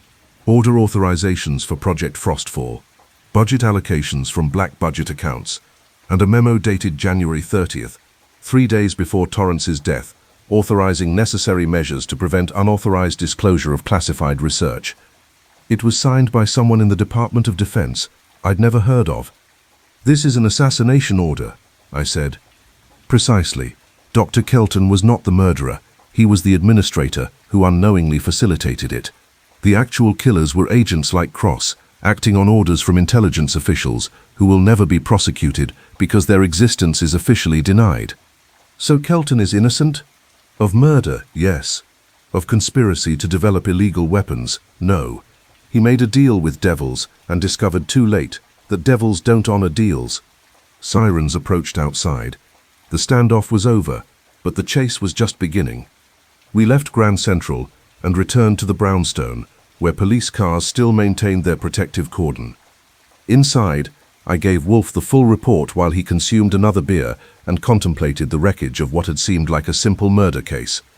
"So what really happened?" Dr. Quantrell asked. She and Linda Torrance had been waiting anxiously for our return. "What happened," Wolfe said wearily, "is that your colleague Dr. Torrance refused to participate in an illegal weapons program. He was killed by government agents acting on classified orders. Bernard Auster witnessed something, perhaps the murder itself, perhaps evidence of the cover-up, and was eliminated as a witness. Dr. Kelton, who administered the program but did not order the killings, is now being hunted by the same agents who murdered your colleagues." "But you said Kelton was the killer." "I believed the evidence. The evidence was fabricated to implicate him. A masterful frame, one that would have succeeded if Dr. Kelton hadn't kept copies of the original orders, proving he'd been used as a fall guy." "So who actually killed James?" "Most likely Bernard Auster, acting under orders from Agent Cross or someone like him. Mr. Auster was paid not to help Dr. Kelton, but to kill Dr. Torrance and make it look like Kelton was responsible. When Auster's usefulness ended, he was eliminated. The entire conspiracy was designed to provide the government with plausible deniability, a rogue institute director who murdered his colleague rather than admit the government-ordered assassinations on American soil." Linda Torrance's face was pale. "Then James's research still exists. The government has it." "Probably. Though whether they can use it without the catalyst formula remains unclear. And now that Dr. Kelton has exposed the conspiracy, there will be investigations, hearings, possibly prosecutions." "No, there won't," I said flatly. "This is classified black-budget stuff. The memo will disappear, Kelton will die in police custody or while resisting arrest, and everyone involved will get promoted for cleaning up the mess." Wolfe nodded slowly. "You're probably correct, which is why we must act quickly." He looked at Dr. Quantrell. "Decode the rest of Dr. Torrance's notebook. Tonight. Copy everything. The formulas, the procedures, the warnings. Make multiple copies." "Why?" "Because the only way to prevent this research from being weaponized in secret is to make it public. If the scientific community knows the thermal extraction process exists, if researchers worldwide can study and verify it, the military loses its exclusive control. The weapon becomes knowledge, dangerous knowledge, but knowledge that can be regulated, studied, and potentially used for legitimate medical purposes, as your colleague intended." "You want me to publish James's research?" "I want you to honor his wishes. He planned to make it public. Do it for him. They'll arrest me, prosecute me for violating security clearances. Perhaps, but they can't unpublish what's already been disseminated. Once it's in the scientific journals, the secret is out." Wolfe paused. "Of course, you'll need to disappear for a while, somewhere the Defense Intelligence Agency can't easily reach. I have contacts who can facilitate that." "I'll do it." Her voice was firm. "James died trying to prevent this from being weaponized. If I can finish what he started, if I can make sure his research benefits humanity instead of killing people, then his death will mean something." The phone rang. I answered. "Goodwin." It was Kramer, and he sounded like he'd been chewing broken glass. "Kelton's dead, shot, while trying to evade federal custody. The official report will say he pulled a weapon. The 3 witnesses say he was unarmed. Any chance of prosecuting the shooters? Federal agents acting in the line of duty. Not a prayer. The case is being closed. Kelton killed Torrance and Auster, then died while resisting arrest. Clean, simple, no loose ends. Except it's not true." "I know. You know. But the evidence says otherwise, and the federal government is backing that version. I've been ordered to cease all investigation into Project Frostfall and turn over any materials to the DIA. Are you going to comply?" A pause. "I'm going to comply with the parts of that order that don't violate my oath as a police officer, which means I'm turning over the physical evidence, the tissue samples, the catalyst vial, the security logs, but I'm keeping copies of Dr. Torrance's notebook and the documents Kelton gave Wolfe. They'll be in a safe deposit box under seal. If anyone ever wants to reopen this case with legitimate authority, the evidence will exist. That's not nothing. It's not justice either, but it's what I can do. Another pause. Tell Wolfe. He was right about the murders but wrong about the murderer. And tell him that sometimes being right doesn't matter when the other side controls the narrative. He hung up. I relayed the message to Wolfe. He closed his eyes and sat in silence for a long moment. Then, Inspector Kramer is a good man, trapped in a corrupt system. He does what he can with what he has. We should all be so conscientious. So it's over. The investigation is concluded. The murders are solved, even if the murderers won't be prosecuted. The conspiracy is exposed, even if it will be officially denied. And Dr. Torrance's research will be preserved. He looked at Dr. Quantrell and published, ensuring his death was not in vain. What about us? Linda Torrance asked. Are we safe? For now, the government has its official narrative. Dr. Kelton is their designated villain, conveniently deceased. As long as you don't actively contradict that narrative, you're not worth the trouble of eliminating. But, he looked at Dr. Quantrell seriously, once you publish that research, you become a target again. You'll need protection, resources, and the willingness to live as a fugitive for some time. I understand. Good. Archie will arrange things. Now, if you'll excuse me, I'm going to read until I fall asleep. This case has reminded me why I hate government work, intelligence agencies, and anyone who believes the ends justify the means. He went upstairs. I heard the elevator door close, and imagined him in his room, surrounded by books, trying to wash the taste of corruption from his mind. Dr. Quantrell worked through the night, decoding the final sections of the notebook. By dawn, she had 3 complete copies, one for us, one for her, one to be held in secure storage. The formulas, the procedures, the warnings, everything James Torrance had died to protect. By mid-morning, she and Linda Torrance were gone, spirited away by contacts Saul had arranged. They'd surface in a few months, probably in Europe, probably with new identities. The research would be published under a pseudonym in multiple journals simultaneously, making suppression impossible. The dogs relaxed back to normal alert levels. Caesar resumed his position in the hall. Loyal went back to keeping Fritz company in the kitchen. The brownstone returned to its usual routine. Orchids, meals, cases, and the eternal dance between Wolfe's genius and humanity's chaos. Inspector Kramer came by later that week to officially close the case. He didn't mention the documents in the safe deposit box. We didn't mention the copies we'd kept. Some conversations are best held in silence. 2 men are dead, he said as he prepared to leave. The official story is that a rogue scientist killed them both and was stopped by federal agents. The truth is that the government murdered its own researchers and got away with it. I don't know which bothers me more, the killings or the fact that we can't do anything about them. Justice delayed is not justice denied, Mr. Kramer, Wolfe said. The truth has a way of surfacing. Eventually, Dr. Torrance's research will become public knowledge. The conspiracy will be documented, even if never prosecuted. History will record what happened here. History is written by the winners. Sometimes, but not always. Go home, Inspector. You've done your duty. That's all any of us can do. Kramer left. The case was closed. But the truth, the real truth, would live on in the notebooks we'd preserved, in the research that would be published, in the memory of a scientist who chose integrity over survival. Not every case ends with handcuffs and courtrooms. Sometimes victory looks like preservation. Sometimes justice looks like ensuring the dead are remembered honestly. That night, as I was closing up the office, I found Fritz in the kitchen with Loyal. The pit bull was resting his head on Fritz's knee, while Fritz scratched behind his notched ear. Loyal knew, Fritz said quietly. From the very beginning, when that cold box arrived, he knew something was wrong. The dogs always know. Yeah, I said. They always do.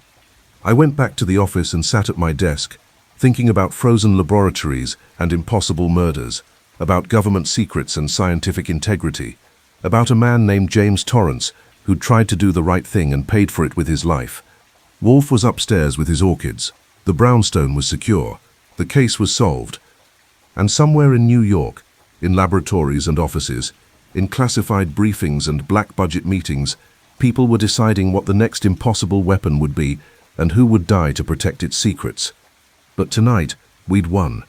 Tomorrow would have to take care of itself. The letter arrived on a Tuesday morning in May, forwarded through 3 different addresses to avoid tracking. I recognized Dr. Quantrell's handwriting immediately.